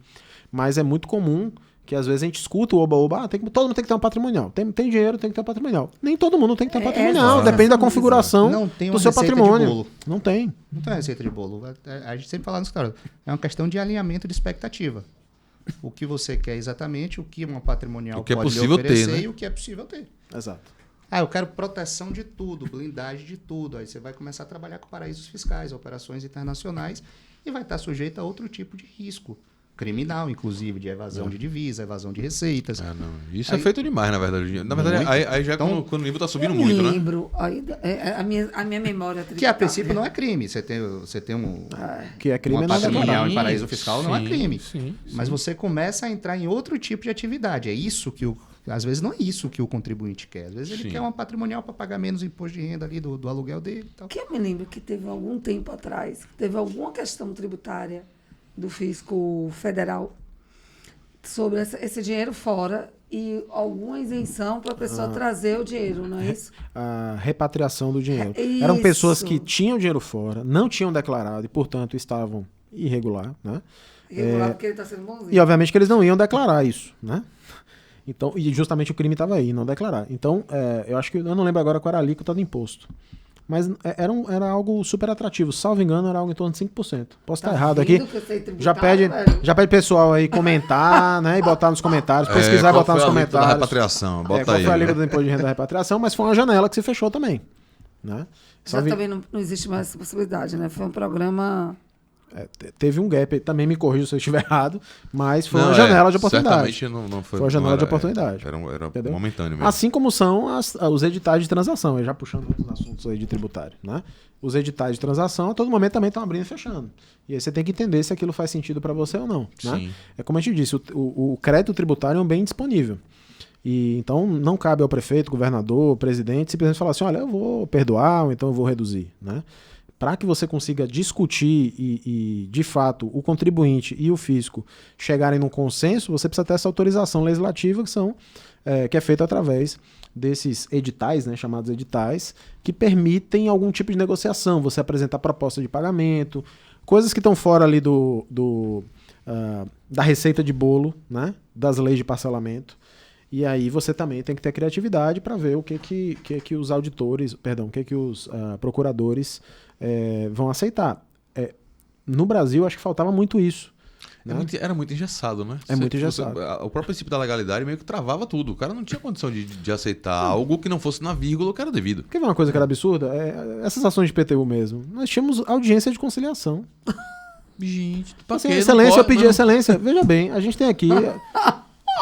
Salvo engano, aí tô provocando o pessoal para interagir aqui. Salvo engano, é 334, parágrafo 4 do CPC, que fala que quando não houver bem disponível, não há por que ter audiência de conciliação. Né? Isso é surreal, Mas né? antes do CPC 2015, eu já fui a 2 audiências de conciliação marcadas. Imagina. Que o procurador não foi. Não foi. Obviamente, Mas vai, eu Não falar que nada. não vou. Você Eu que não vá. Eu estava Você lá. não pode deixar ele. Aí que seu cliente, aí que você explica pro seu cliente que não precisava ir, meu amigo. O cara Eu estava lá para fazer para Rafael, dizer seu apenas que a óculos gente não tá pode bom? Por conciliar. quê? Só, tá bom? Tá, pô. O Ah, ótimo. que foi que eu... Não, ótimo, É, porque algum Isaías aí, ele fica sempre... Ah, tá. Não. É porque, Tá tranquilo. semana passada eu tava sem óculos. Eu pensei que você estava se referindo a isso. Mantendo ainda aqui. Na hora de vender o bem, você tem, no mundo real, existe a obrigação do pagamento de uma alíquota de imposto de renda sobre o ganho de capital, que é a valorização daquele bem. Essa lógica funciona também para as patrimoniais? Ou não? Ou depende do KNAI dela? Como é que é? Então, também funciona para a empresa. Então, E tem que entrar no cômputo do cálculo, do que vai ser mais vantajoso para o contribuinte. A pretensão dele de eventualmente trabalhar com compra e venda de imóvel, ele vai estar sujeito a um ganho de capital. E aí tem que analisar caso a caso. No caso da empresa, como vocês falaram, essa confusão, o cara colocou bem tudo, mas era uma empresa, uma atividade, é um comércio. Né? Notadamente, a atividade dominante é o comércio e tal. E ela vende um imóvel, ele não está sujeito a... Aquilo não entra, aquilo não pode fazer parte, digamos assim, Do de uma faturamento. contagem de faturamento. Aí a gente vai ter que analisar, como o Renato falou, né? Se é ativo, se é um bem do ativo imobilizado, se é um ativo circulante. Porque, por exemplo, em várias atividades que o contribuinte ele acha que está fazendo um ótimo negócio colocando na PJ, na pessoa jurídica, o bem, existe sim o acréscimo daquele valor da venda à base de cálculo dos outros tributos. Ele acaba pagando PIS, COFINS, SLL, imposto de renda, né? E muitas vezes também o ganho de capital. Quando há ganho de capital, né? Ou seja, quando você compra um bem por 10 e vende por 20, você teve um ganho. E aí você vai pagar imposto também. Então, por isso que é muito importante você ter alguma perspectiva. Olha, esse é um bem que vai ficar na família sempre, isso aqui é aluguel pro resto da vida. Então, muitas vezes vale a pena ficar na pessoa jurídica, né? Não sei se você lembra aquele parecer relativamente recente que a gente fez, né? Analisando uma compra de crédito e a gente chegou a essa conclusão, que nem sempre a PJ é uma boa opção, tem que ser muito pensado. A gente costuma falar assim, para atuar no tributário, já falando um pouco de mercado da advocacia tributária, é claro que você pode escolher trabalhar só com planejamento, você pode só trabalhar com contencioso, você pode trabalhar só com revisão fiscal, aí já entrando bem mais na parte contábil. Fazer advocacia pública. Fazer advocacia pública, sim, por que não dizer. Mas quando você pensa, né, no planejamento tributário, você tem que entender o negócio do cliente. Então, assim, você tem que ir pro chão Dá da pra fábrica. fazer tributário Verdade. sem entender empresarial, por exemplo? Eu entendo que sim, mas em alguns momentos... Rapaz, todo mundo limita. aqui diz que empresarial é desnecessário. Não, mas limita. Não, mas deixa eu te falar, Limita, né? mas deixa eu te falar uma coisa. Dependendo do tributo, limita. Aí depende do que você vai fazer. Né? A gente estava conversando com um grande amigo esses dias. Quando você pensa em estruturas societárias bem complexas para gerar economia tributária, muitas vezes o lucro do seu cliente está dentro apenas daquela estrutura societária. Vou ser mais Se claro. não fosse aquilo, o negócio não seria lucrativo. Vou te dar um exemplo. A gente tem um cliente lá que ele estava explicando para a gente. Ele tem uma indústria que compra da fábrica, outra PJ, e que aluga a máquina de outra empresa dele. Se ele não fizer essa operação entre ele, o negócio dele é deficitário. Porque essas despesas geram crédito para ele. E como ele está no lucro real, né, tudo que é despesa para entregar o que ele entrega, o produto ou serviço, Sim. ele consegue abater. Se dentro dessa estrutura aqui, a conta dele fecha. Se ele trazer outra oportunidade de negócio para o business dele, para o negócio dele, dizer que a conta não fecha. Então, assim, o empresarial, acho que ele conta muito quando você já trabalha com estruturas mais complexas como essa de planejamento. Mas para o contencioso, eu acho que é dispensável na grande maioria dos casos. Na Tá? verdade é porque eu também, veja só, Ivi, isso aí não é nem mais empresarial, pô. Isso é societário. Societário, Entendeu? Societário. É porque o empresarial é o seguinte, o empresarial é tão chato que os próprios ramos internos dele começaram a se emancipar. Pô, dava aula. O cara chega no societário e fala, rapaz, eu não sou direito empresarial, eu sou direito societário, não fale comigo. Eu sou chega lá- de título de crédito. Duplicata não é comigo. Eu não sou de direito falimentar. Eu Letra sou, de câmbio. Não tem nada a ver com você mais. Pronto. Vai deixando ali só porqueira. Coitado, Só os sério. porqueiros vão ficando lá no empresarial, pô. É comum você ver na advocacia tributarista a especialidade em um tributo, por exemplo. Muito. Um escritório que só trabalha com ICMS. Eu digo mais. Muito. Em um tributo só na esfera administrativa. Eu tenho colegas que só fazem recuperação de contribuição previdenciária sobre folha na via administrativa. Não tem um processo judicial. Então tem sim, tem. É assim, especialista no joelho direito do canário belga nascido na Alemanha. Tem esse cara aí. E até pra gente poder falar disso em termos de atividade, a advocacia eventualmente rentável é o caminho nesse sentido. Quanto mais você conseguir... Não basta, na verdade, você querer, né? Criar um nicho. Quanto mais você conseguir que aquele nicho realmente se transforme em uma prestação de serviço, é o ideal para você se diferenciar de outros. Hoje a gente conversa muito sobre isso. O que a gente entende como modelo rentável de advocacia hoje, e aí se a gente estivesse começando nossa carreira agora, a gente faria isso, era tentar encontrar uma dor depende do ramo do direito que você vai atuar, mas uma dor de um empresário, ou a dor de uma pessoa, ver qual é a dor dela e criar uma solução para essa dor. E explorar isso. E entender se essa dor, você encontra muitas pessoas com essa mesma dor. Tem que Você ser, consegue escalar. Você já tem que escala ser, o tem que modelo ser de viável, negócio. né? Você entendeu agora a história do Rivalino, né? É o drama.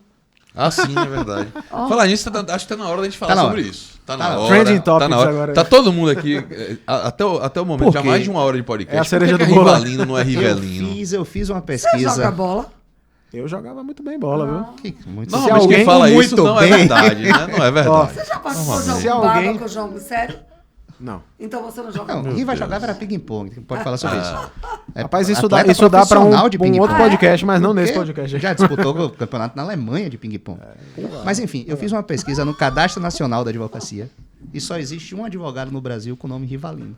Rapaz, você que tá assistindo É esse aqui, agora, você vai jogar Só assim tem no um. Google, ó, CNAOAB. Aí vai aparecer o link que é onde você pesquisa os advogados e você vai jogar Rivalino lá. Se só tiver um, você vai me comentar aqui. Só por tem favor. ele. Não, ainda digo mais, o Você meu tem um Instagram, lance. já mexer, é rivalino.adv. Só tem eu. Só tem você. Só tem eu. Nem precisava ter o ADV, mas tem outros rivalinos também. Segundo o IBGE, tem algo em torno de 300, que é pesquisa que eu também já fiz. Né? Rivalinos no Brasil. 300 sem ser no advogado. Brasil. No Brasil. Você tem filha, né? Tem uma filha, Se Beatriz. fosse filho. Rivalino Neto? Não.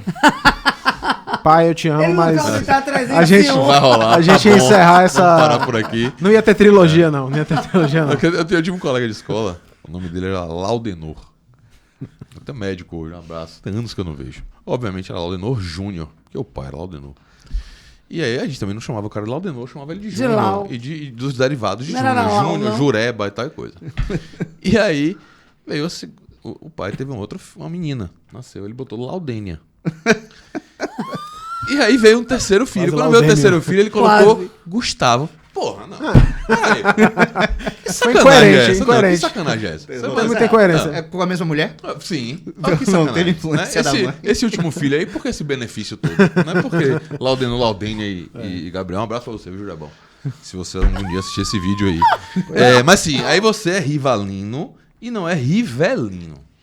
Eu queria decepcionar o pessoal que está assistindo e dizer que Rivelino é, na verdade, alguma deturpação do meu gráfico, nome. não? Na verdade, Não é. quer dizer que o certo então é o seu. certo. O certo é o seu.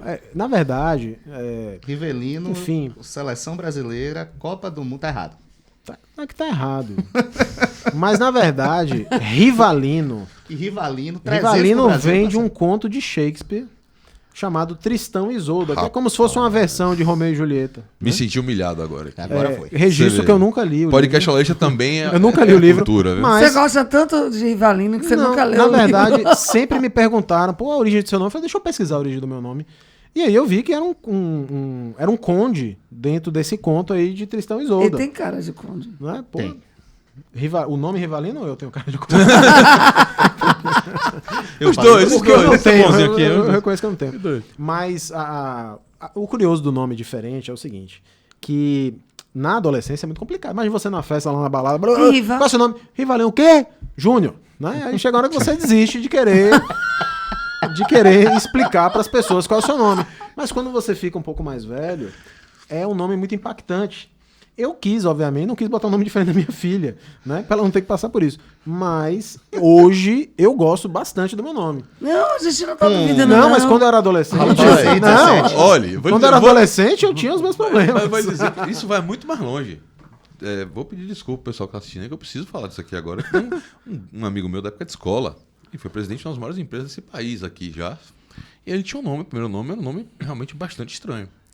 E ele andava muito junto com um outro colega nosso, cujo nome era mais estranho ainda. E aí os dois iam pras festas, tal, não sei o quê, chegar as meninas aqui, não sei o que, tava, porra, não vou falar, não vou dizer o nome dele aqui agora, não dá, daqui que a gente termina de falar o nome, a menina já dormiu. E aí entre eles combinaram que um ia ser Neto, o outro ia ser Júnior. O cara não tem Neto no nome dele, ele não é, não sei o que lá, Neto, não é, mas basta ele dizer, inclusive, quando eu conheci ele, eu conheci como Neto, mas aqui é Neto, todo mundo tá. Anos depois, profissionalmente eu fui encontrar ele já presidente dessa empresa, aí eu olhei pro documento assim e falei, shit, e o Neto tá onde? Não, porra, o Neto, na verdade, aí ele me contou essa história. Neto é apelido. Ele inventou, não tinha nenhum Neto, não. Você pelo menos tem um Júnior no nome, né? Não, tem o Júnior, eu tenho essa desculpa de falar aqui. Então tá tudo E certo. é Rivalino Wagner. Rivalino Wagner. O nome dele E é o composto. curioso, né? A gente tava falando aqui de tênis de E mesa. Wagner. O nome dele é composto. Não, e o curioso, Rivalino Wagner. Quando eu fui jogar na Alemanha, isso é verdade, né? Eu pratiquei tênis de mesa durante muitos anos, assim. Eu brincava que era um hobby que eu levava com muito profissionalismo. Eu cheguei a participar de alguns campeonatos internacionais, enquanto júnior ali, juventude, começo da vida adulta, e eu fui jogar na Alemanha. E eu joguei num time lá, e saí no jornalzinho lá várias vezes, só que assim, Wagner Cardoso. Então o meu Wagner, eles incorporaram, eles me chamavam de Wagner. Foi a primeira vez que me chamaram de Wagner, porque quando alguém chama Você nem Wagner, lembra. eu não me reconheço nesse nome, entendeu? E lá eu tenho uns jornalzinhos, uns recortezinhos assim, com Wagner Cardoso, né? Porque Você eles- quando assina, você assina como? Rivalino Cardoso Júnior. Aí, o Wagner você aboliu. Eu não me identifico com o Wagner. Eu acho que é isso. ele Eu tenho, gosta. inclusive, deixar um abraço aqui pra Wagner. A gente tem um Wagner lá no escritório. E eu não acho que ele é meu xará. Simples assim. Eu não acho que ele é meu xará. Você nem lembra. Não lembro. Pronto, pra você aí que achou que o nome do convidado estava errado, que a gente escreveu errado Não. na hora que colocou aí no ar. Não, é Rivalino mesmo. E segundo ele, não é o dele que tá errado. O que tá errado é o do nosso querido jogador bigodudo lá da Copa, viu? Da seleção brasileira. curioso que meu E pai- do meu Corinthians, inclusive. Meu pai foi jogador profissional de futebol, inclusive. Não chegou a jogar nesses grandes times, mas jogou profissionalmente. Rapaz, isso Ah, aí- então não. Então seu pai não errou seu nome. Não, mas o pai dele já era foi, Rivalino. meu Foi pai o Rivalino. avô. Ah, foi seu avô O que avô errou. Então. que- Meu colocou. bisavô. Seu avô também era Meu Rivalino? bisavô era Rivalino. É uma história. Que zorra é essa, Sim, bicho? mas seu bisavô não colocou o nome de seu avô Não, Rivalino. Ele não. quebrou a corrente, ele quis quebrar a corrente. e Antônio. Seu avô, Retomou. Antônio. O avô retomou. Vou retomar essa aqui. Era Antônio.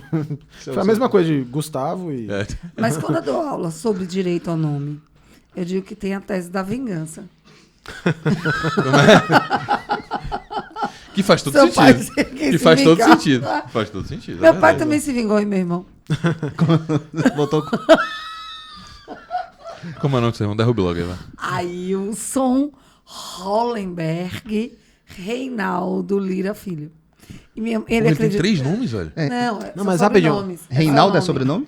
É, Reinaldo. Vocês já, mesmo, vocês já perguntaram o nome Reinaldo. completo de Renato? Não. Pronto, aí agora você pergunta ali. Qual é o seu nome completo, Renato?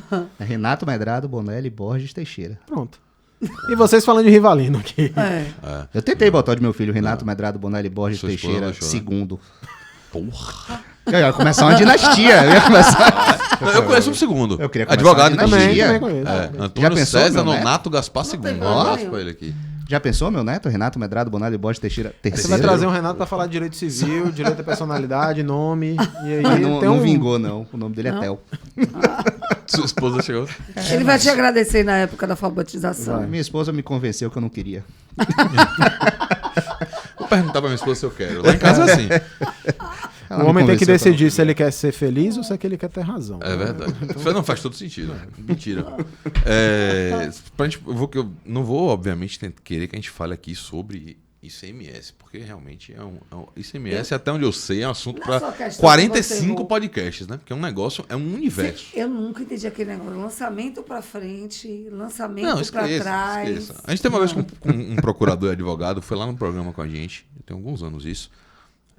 Harrison Leite, lembra dele? Sim, professor Sim. Harrison. Pô, o professor Harrison falou, olha, eu estudo muito ICMS, mas eu posso lhe dizer que se eu tivesse algumas vidas, eu não conseguiria entender tudo de ICMS, dada a extensa normatividade. Cada estado tem sua loucura, dentro do estado você tem outras loucuras, dentro das loucuras, é um negócio fora do quadrado. Eu diria, inclusive, o seguinte, que ICMS e PIS/COFINS são para maluco, assim. São 2 tributos. Na verdade, 3, isso, né? eu queria tratar eles sob o prisma da advocacia. Né? O ICMS ele é esse prato cheio, de fato, agora falando para as pessoas que estão nos assistindo que procuram um nicho de advocacia, ele é uma coisa realmente interessante para o advogado tributarista trabalhar? Sem dúvida. Mas como você bem colocou, né? Não dá para fazer tudo bem feito. Então, por exemplo, lá no nosso escritório a gente tem um viés muito mais dos tributos municipais, de alguns tributos federais. O ICMS é um tributo que sim, a gente trabalha, mas dada a complexidade, o nível de energia que a gente teria que colocar, a nossa atuação ela é bem, comparada com os outros tributos, bem menor. Né? E eu conheço vários profissionais muito bons que só trabalham com ICMS na via administrativa, né? Sim. Porque realmente E determinado estado. Vamos lá. Eu trabalho com ICMS no estado tal, eu trabalho com ICMS... Vamos pensar o seguinte, assim, uma rede varejista. A diferença entre ter lucro e não ter lucro, porque a margem é pequena, muitas vezes é como você está escriturando Sim, verdade. as suas entradas e saídas ali. Quando a gente faz a revisão fiscal, por exemplo, é muito comum, porque isso também não é papel do contador. Imagine que você comprou essa água de 20 empresas diferentes. O seu estoquista lá, ele cadastrou com 20 códigos diferentes. Pode ser que essa água aqui, que eu não vou dizer a marca, porque eu não sei se está patrocinando vocês, ela, Por favor. ela esteja gerando crédito de ICMS para o seu negócio. Mas pode ser que a pessoa que está lá cadastrando as mercadorias colocou algum código errado, algo do tipo, que não gerou crédito. Então, ICMS sim Isso acontece bastante. Isso acontece muito.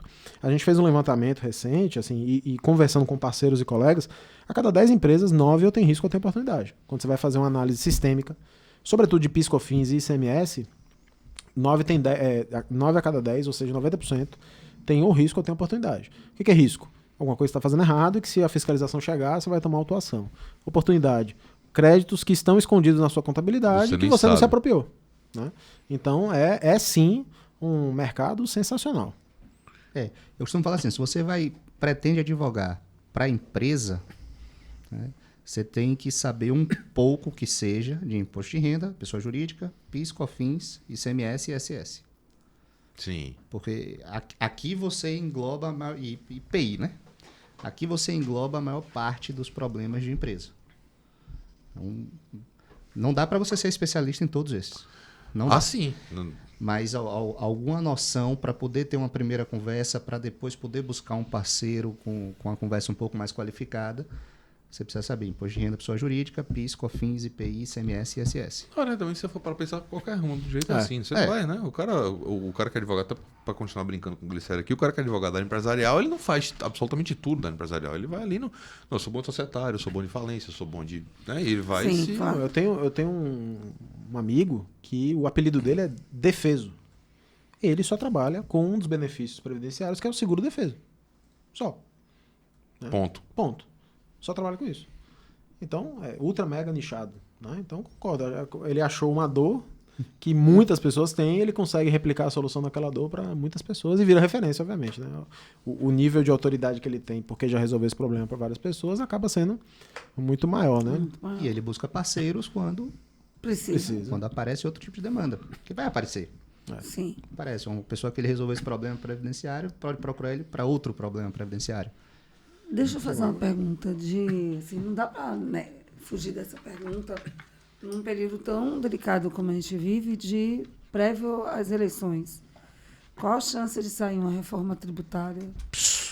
Eu até torço para quem não Menos sabe. 48. Porque eu acho que a questão Você não foi é se generoso. sai reforma. É qual reforma, né? Já tem isso. Porque, assim, eu acho que antes da gente pensar em reforma tributária, a gente tem que pensar em reforma administrativa. Porque a conta é simples, né? Quando a gente pelo menos eu em minha casa, todo mês eu tenho que parar e falar assim, ó, quanto entrou, quanto é que eu posso gastar, né? A lógica do orçamento público é um pouco diferente, né? Talvez até Harrison tenha falado aqui, tem um ótimo livro de direito financeiro. Basicamente, o Estado ele fixa suas despesas para depois correr atrás das receitas. Como é que ele basicamente corre atrás de receita? Com tributos. Botando A principal camisa, principal fonte de arrecadação. Então, assim, eu acho que antes de mais nada, a gente tem que pensar assim, qual o tipo de Estado que a gente quer, né? Então, quando você tem um Estado muito inchado, obviamente você vai ter que pagar essa conta. Então, é aumentar tributo. E hoje, aí Renato pode falar um pouco melhor sobre isso, quando você pensa na tributação atual do Brasil, o imposto de renda do Brasil não é alto.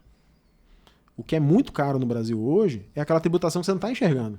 Sim. Que você não está pagando o documento de arrecadação do tributo. Quando você vai comprar água, você está pagando tributo. Quando você vai comprar sua carne, seu uísque, sua cerveja, você está pagando tributo. Então essa tributação escondida... Exatamente. Eu vi aquela churrasqueira ali Botou o atrás. Ele fez o combo certinho.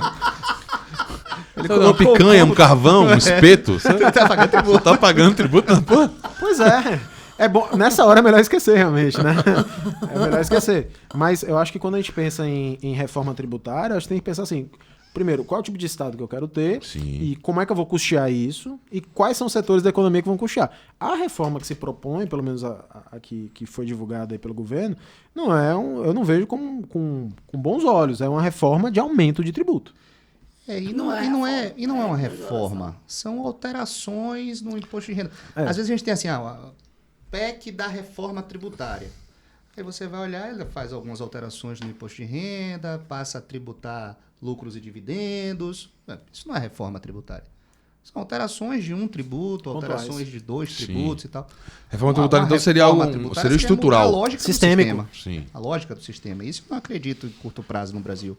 Qual é a lógica hoje? Lógica hoje do Brasil é muito perversa, que é a tributação sobre consumo ser muito maior do que a tributação sobre patrimônio e renda.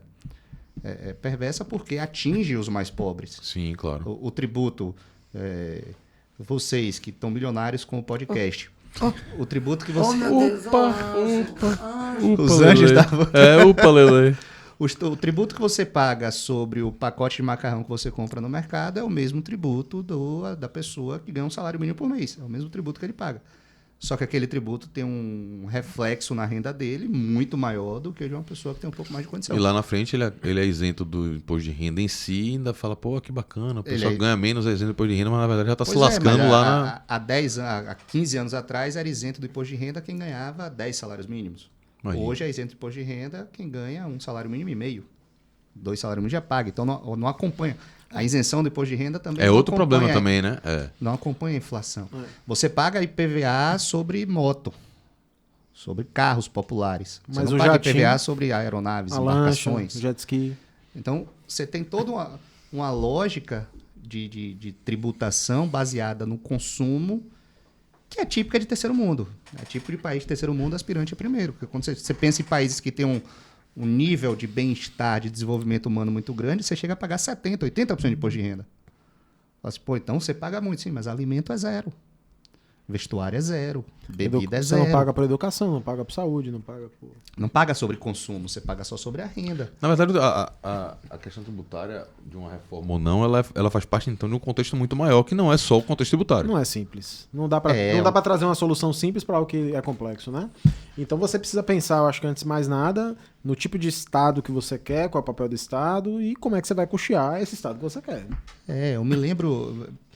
Teve um estudo, esse estudo eu postei até no Instagram do R2, fazendo um pouco de merchan. Fica à vontade. É porque eu não me lembro exatamente agora. Mas agora, Renato, depois de 2 anos, mas não produz mais não produz nada. mais conteúdo. Peraí, Não entrega não, pô. Pega leve comigo. Não, mas se chegar lá tem muito conteúdo, viu? Porque assim, a gente costuma falar assim, a carga tributária no Brasil é muito alta. Não é. Não é. O Brasil estava no meio ali dos países da OCDE quando fizeram esse estudo. O meio significa 15º, 14º e tal. Mas quando você pensa assim, em tributação sobre a renda, aí a carga tributária do Brasil ia lá para baixo, estava em 30º. Tributação sobre o consumo, o Brasil era o 2º ou 3º. Então, o problema não está na carga tributária, está em como ela é distribuída. Né? E uma coisa interessante também, né, é que o fato do Brasil hoje ter um aparato de fiscalizatório muito grande é justamente, voltando, né? O direito tributário cuida dessa tensa relação do contribuinte, que sempre quer correr da tributação, e o Estado que sempre está perseguindo. Então, hoje nós temos, vamos colocar assim, robôs, softwares, máquinas que fazem cruzamentos de dados impressionantes, porque nós precisamos ter. Porque também a gente tem que ser sincero, também existe uma inteligência muito grande para se sonegar. Claro. E é por isso também que você tem um aparato, porque se não tivesse, realmente a arrecadação seria muito baixa. Né? Para pagar essa conta, você precisa estar sempre correndo atrás também do contribuinte. O melhor seria que a gente tivesse uma tributação menos expropriatória, né? Mais justa, e isso inclusive repercutisse também em como a gente precisa cobrar o tributo. Né? Você teria ali uma presunção mais adequada de se o contribuinte está agindo de má fé, se não está agindo de má fé, porque também você teria um estímulo maior ao pagamento. Vou dar um exemplo.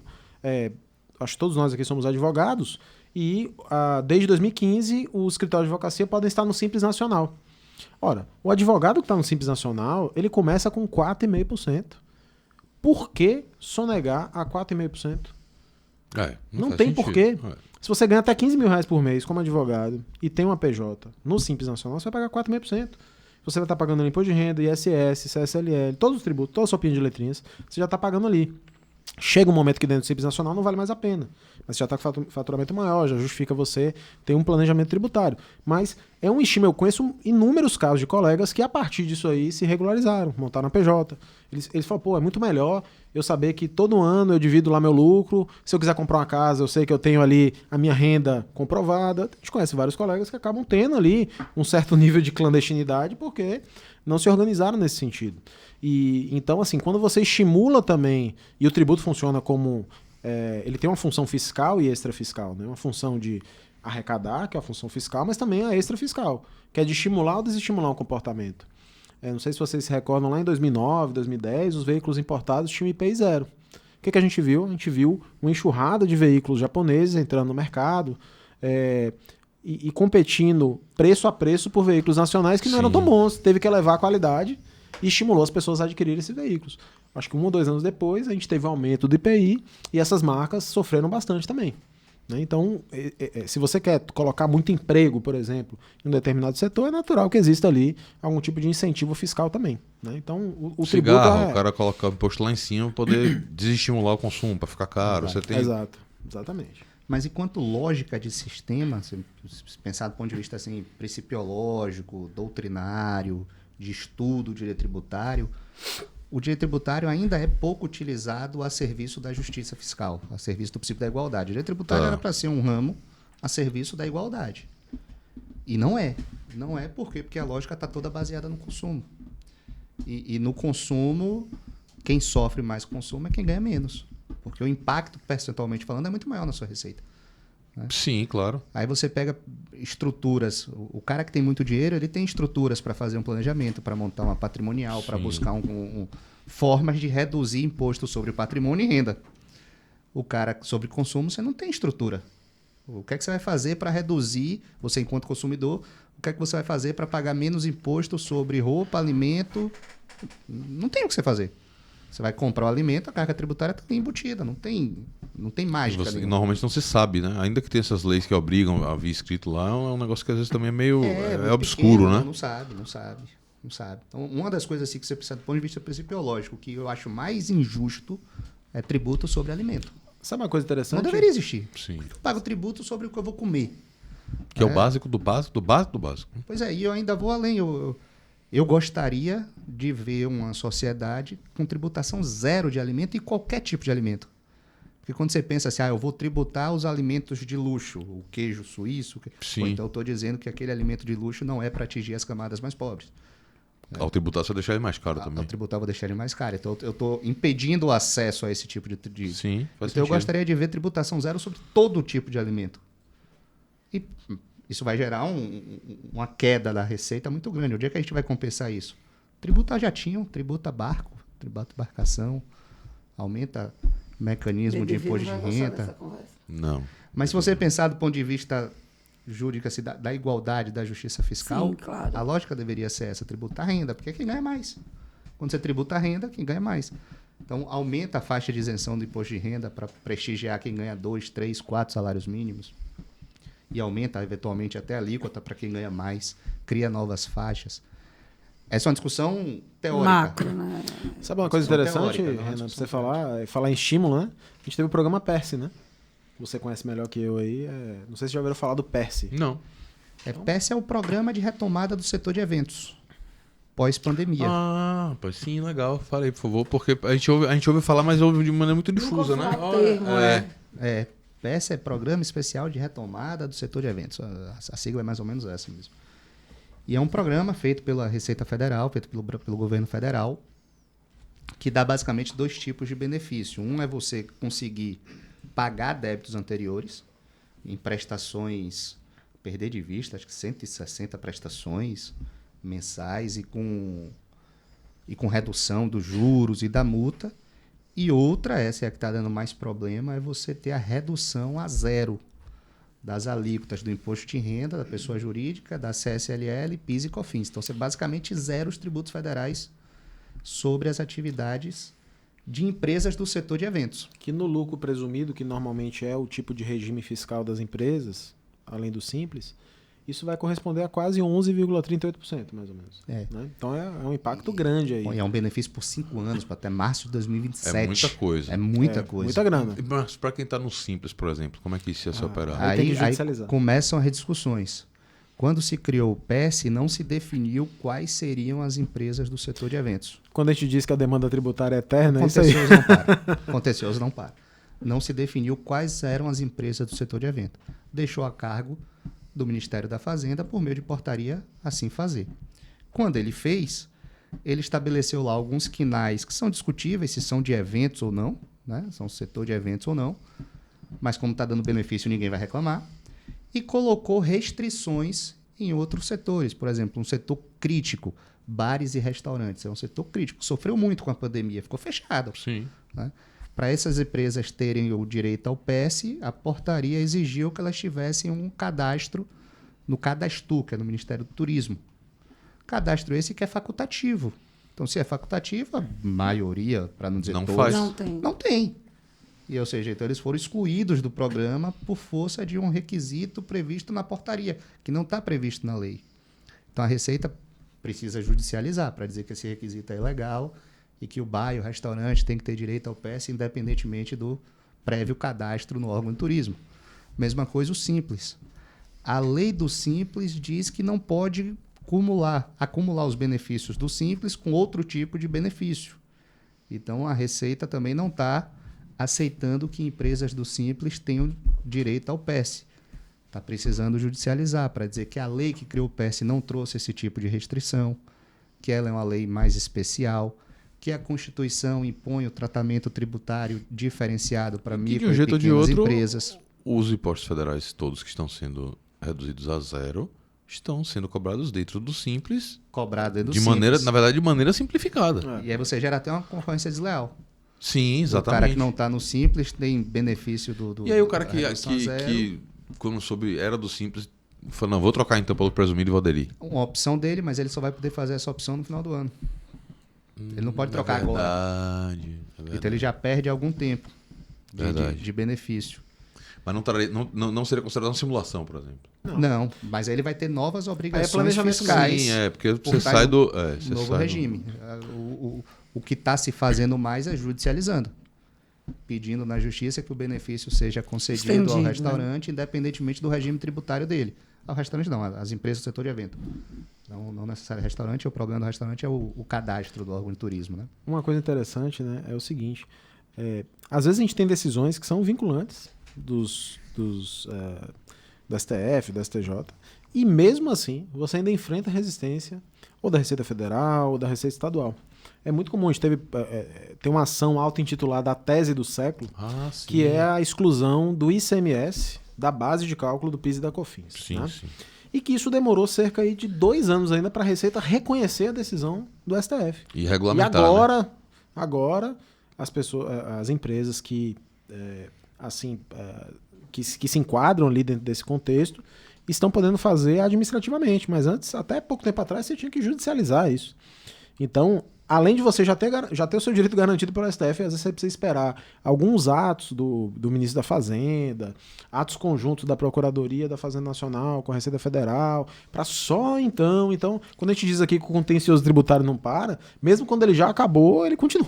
É isso. Nessa tese do século, inclusive, eu vi pelo menos muita situação de clientes meus do escritório, não, que eu não trabalho com a tese do século, mas você vê o cliente falando. Ele levou, ele ganhou, mas ele não levou, porque a Receita, quando criou a norma para o cálculo, como é que ia se calcular aquele estoque passado, colocou a forma de cálculo que para ele não era a correta. Aí você vai ter que judicializar de novo para poder discutir o cálculo. Porque... Aí agora resolveu essa questão. Eles reconheceram. Então a gente teve um primeiro ato conjunto que dizia o seguinte, enfim, vou tentar não ser muito... com muito juridiquês aqui, mas basicamente era, você tem o valor que está destacado na nota fiscal, sim, do ICMS. A discussão era se eu poderia abater, né, ou me creditar do valor que está na nota fiscal, que é um valor maior do que eu efetivamente pago. Porque quando eu compro isso aqui de Renato, eu pego, sei lá, R$10 de ICMS aqui, eu pego esses 10 e abato do que eu tenho para pagar. Sim. Então, se eu tenho que pagar 20 e já peguei esses 10 dele aqui, eu tenho um crédito de 10. Eu vou pagar apenas 10 aqui, tá? Então a discussão era justamente essa. Aí recentemente, agora deve ter uns 3, 4 meses, que a gente finalmente resolveu esse problema. Mas depois, que a decisão foi em 2017, aí teve julgamento dos embargos de declaração em 2019. Né? Então a insegurança jurídica, e aí que tá. Essa conta quem paga é o consumidor. Porque é óbvio que o empresário, quando ele está compondo o preço dele, ele coloca o risco dele ali também, né? Então, é um cenário antiprodutivo para todo mundo quando você tem insegurança jurídica, sobretudo na área tributária. E vai, inclusive, o cidadão também vai pagar essa conta quando você para pensar que o maior litigante disparadamente no país é justamente o poder público e, entre eles, a União. A gente até estava falando sobre isso ontem no programa da rádio. Você acaba tendo um judiciário atolado, quando você vai ver quem é que está travancando, quem é que mais litiga aqui dentro. Você vai ver, é a União, é o Estado, é o município. A execução fiscal é campeã em número de processos no fórum. Tem vara que tem 60 mil processos. Imagina, 60 mil processos. E essa questão de ganhar e não levar é uma dor muito séria de advogados e empresas tributaristas, porque às vezes você não tem nem condições práticas de efetivar uma decisão. Por exemplo, o Supremo decidiu há pouco tempo que não incide imposto de renda sobre pensão alimentícia.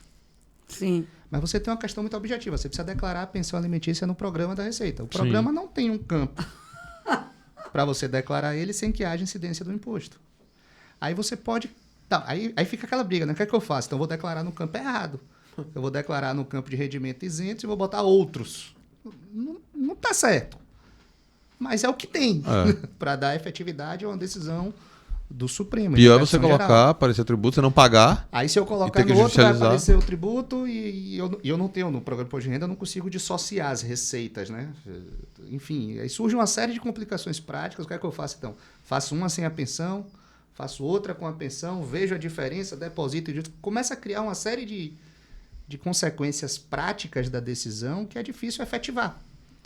Eu vou entrar com ação judicial e vou pedir o quê? Vou pedir liminarmente para o judiciário determinar que a Receita Federal mude o programa para efetivar a decisão. A gente chegou a pedir isso. E uma coisa boba, né? E aí, pô, eu vou pedir para mandar a Receita mudar o problema dela. Ela que ajuste o programa. Né? Sim. A gente já encontrou casos de contribuinte que não conseguia efetivar a decisão porque o programa do Simples não permitia. Não, o sistema estava tão nefasto, assim, uma atitude tão... Tem um problema prático muito... O sistema fala assim, olha, fulaninho, vá lá em 2015, aquela declaração, retifique ela. Aí quando o cara foi lá, retificou, gerou um imposto enorme. Eu falei, como assim? E aí ele, a partir de então, falou assim, você só consegue gerar novas declarações do Simples se você retificar todos os últimos 5 anos. Eu falei, mas se eu retificar os últimos 5 anos, eu vou gerar uma dívida, vou declarar uma dívida minha enorme. E a gente teve que judicializar isso, o sistema da Receita. O sistema gerador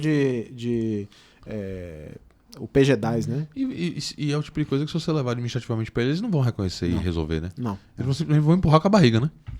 É bem capaz. Porque é o que eles falaram na contestação. O sistema, o manual do sistema deixa claro que se você não retificar, você não vai conseguir continuar declarando. Por que eu sou obrigado a retificar? Você que tem que me autuar se você acha que eu não fiz algo. Se você acha que eu estou em desconformidade, você me fiscaliza e me autua. E não me forçar a declarar o que eu não Mas concordo. o que a gente Né? diz, o contencioso não para, porque a gente Contencioso enfrenta não a para. discussão judicial, enfrenta discussões sistêmicas Deu uma e a gente não consegue, às vezes a gente não consegue efetivar uma decisão judicial por um problema de ordem prática. Tem que mudar a receita, tem que mudar o programa. Tem que mudar o programa. Ainda bem que você entende de informática, né? Hashtag só que não. Um pouquinho.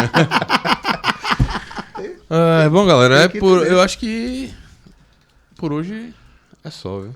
Por esse programa. Só não, né? Porque falamos coisa uma como zorra foi, né? aqui, viu? É verdade. Eu tô tendo que me policiar, porque ontem eu falei palavrão. Depois de anos falando palavrão na rádio, ontem eu fui chamado a Você contou em atenção. casa? Fui repreendido. Por mim. Fui repreendido por Você Ivo. contou em casa isso? Hã? Contou em casa? Ainda não, a Marcela tá viajando. Quando ela chegar hoje eu vou falar. Falar, rapaz, não, pior que eu tive que levar minha menorzinha pro estúdio, ainda foi cooptada como comparsa. Ficou contra mim lá também. Sabe, um negócio impressionante. Disse que eu tava mal vestido. Como é que vai pro... O convidado tava de paletó, eu tava de camisa normal. São 11 horas da noite, né? Imagina, brincadeira. 11 horas da noite. Não. Ainda cooptando minha filha. Só usa camiseta Brincadeira. preta. Que ele vai pra Não, a tese não é circo, minha, a assim. tese é de Fred. Inclusive, vou deixar aqui pra todo mundo. Fred diz que é assim: o cara que é rico, ele anda com calça jeans e camisa preta. Acabou. Ou, na pior das hipóteses, Quase camisa chegando lá, branca. E é aquela camisa branca da mais Básica. básica do mundo. Básica. Aí, o que eu tô Disso aí fazendo? só falta ser rico, mas o resto eu tô fazendo. Pronto. O que tá eu faltando? tô fazendo? O Eu que tá comecei faltando? já pela Os roupa. anjos da Mas não, glória. eu vou começar logo pela roupa. Quem sabe não atrai, né? Pronto, eu ando de calça jeans e camisa preta pra tudo quanto é canto agora. Pra ver se em algum momento o cara fala, olha, rapaz, é aquele ali, ó. E aí o destino vem e fala, não, tudo bem, eu vou lhe Empurra. recompensar por isso aqui. É e igual vai. o Clube das 5, né? O pessoal fala assim, não, quem é rico mesmo acorda às 5 da manhã. Ah, então pronto, eu vou botar meu despertador agora às 5 horas da manhã. Vou acordar antes pra ver se... No dia seguinte, pô, cadê o dinheiro? Não entrou. Pô, dei 5 Acorda às horas 5, hoje. dá 7h30, dorme. Tem uma nota de rodapé aí que eu não tô vendo nessa história, tem esse manual aí. O asterisco que é complicado, né? Exatamente. Galera, eu quero agradecer demais a vocês pelo bate-papo. A gente deu muita risada também aqui, foi muito bom. Renato, obrigado. Foi sensacional. Isso, satisfação. Parabéns por pela toda- forma como repita coloca as sobre coisas. o nome dele todo. Puta que pariu. Fudeu, não tem jeito não. Falou palavrão. De novo. Esse não tem. Não tem jeito, não tem jeito. Não. Advogado Não tinha tem que- falado um palavrão, né, Advogado velho? tem nome de guerra. Nome de guerra. Renato Bonelli, acabou. Renatinho Bonelinho. Acabou. Renato Bonelli. É lá no escritório conhecido como Rena. Pronto. Rina. Rena, obrigado, velho. Valeu, Rafa. Eu que agradeço, pra mim é uma satisfação. Gostei muito desse formato, muito legal mesmo. Espero voltar, já vou fazer logo. Lógico. Aqui é volta. assim, a gente É. continua Volta, vez, fechão. as próximas A gente portas volta abertas. aí, deixa passar um tempo pro pessoal esquecer da gente, a gente volta. Grande Riva. Velho, obrigado, viu? Foi massa. Agradeço aí vocês dois. Foi muito divertido. Na verdade, a gente até esquece aqui que tá no podcast. A gente parece estar batendo um papo. Só falta uma cervejinha É aqui. isso que eu ia um falar negocinho, agora. churrasco, o espeto que você Exato. É, aquele uísque, foi o Aquele uísque. uísque. É isso, a O gente churrasco dele tem uísque. estamos, Ele é chique. estamos à disposição aí, sempre que precisarem jogar uma conversa fora, né? Falar umas mentiras aqui. A gente É tá bom demais. nas ordens. É bom demais. Doutor Evilira, muito obrigado por estar conosco novamente aqui, depois de vários episódios faltantes. Você agora Eu faltei retomou um episódio, sua a assiduidade. vida inteira. Não, 2. Você retomou sua assiduidade aqui agora. Verdade. Viu? Obrigado por estar aqui hoje. Até a próxima semana. Não podemos falar Com mesmo de Caruru. Fred. É, cara, Grande Fred, onde quer que você esteja, né? Em algum país europeu aí que você começou esse tour e não termina nunca. Né? Não sei em que país você tá, como é mas o ó, nome do festival? um beijo no que seu ele tava? coração. Ele foi no Lollapalooza. Lollapalooza? Não, menino. Foi. Não, foi no Lollapalooza. Não. Lollapalooza, não. É o Tomorrowland, não? Tomorrowland. É, o Tomorrowland. Lollapalooza. Não, é porque assim, o cara que consegue ir pra Tomorrowland sozinho, a esposa deixa. Porra, bicho, Gente, você tem muito que aprender com esse rapaz. Ó, Né? Você tem edita muito que isso aí, aprender. porque não vamos acabar Tem com muito que casamento aprender com esse de rapaz, viu? Tem muito que aprender. Certamente vai, algo. vai virar um corte isso aí. É um corte Um cara vem, desse tem corte. muito a ensinar, viu? Tem muito a ensinar. Corte vem. Tem alguma magia diferente aí. Galera, obrigado por ficarem com a gente aqui até agora. E você já sabe, ó, de novo aí, dá aquela... aperta o botãozinho aí da inscrição e o sininho também para você receber a notificação quando sair episódio novo. Aproveita lá no Instagram, procura Aula Extra Oficial.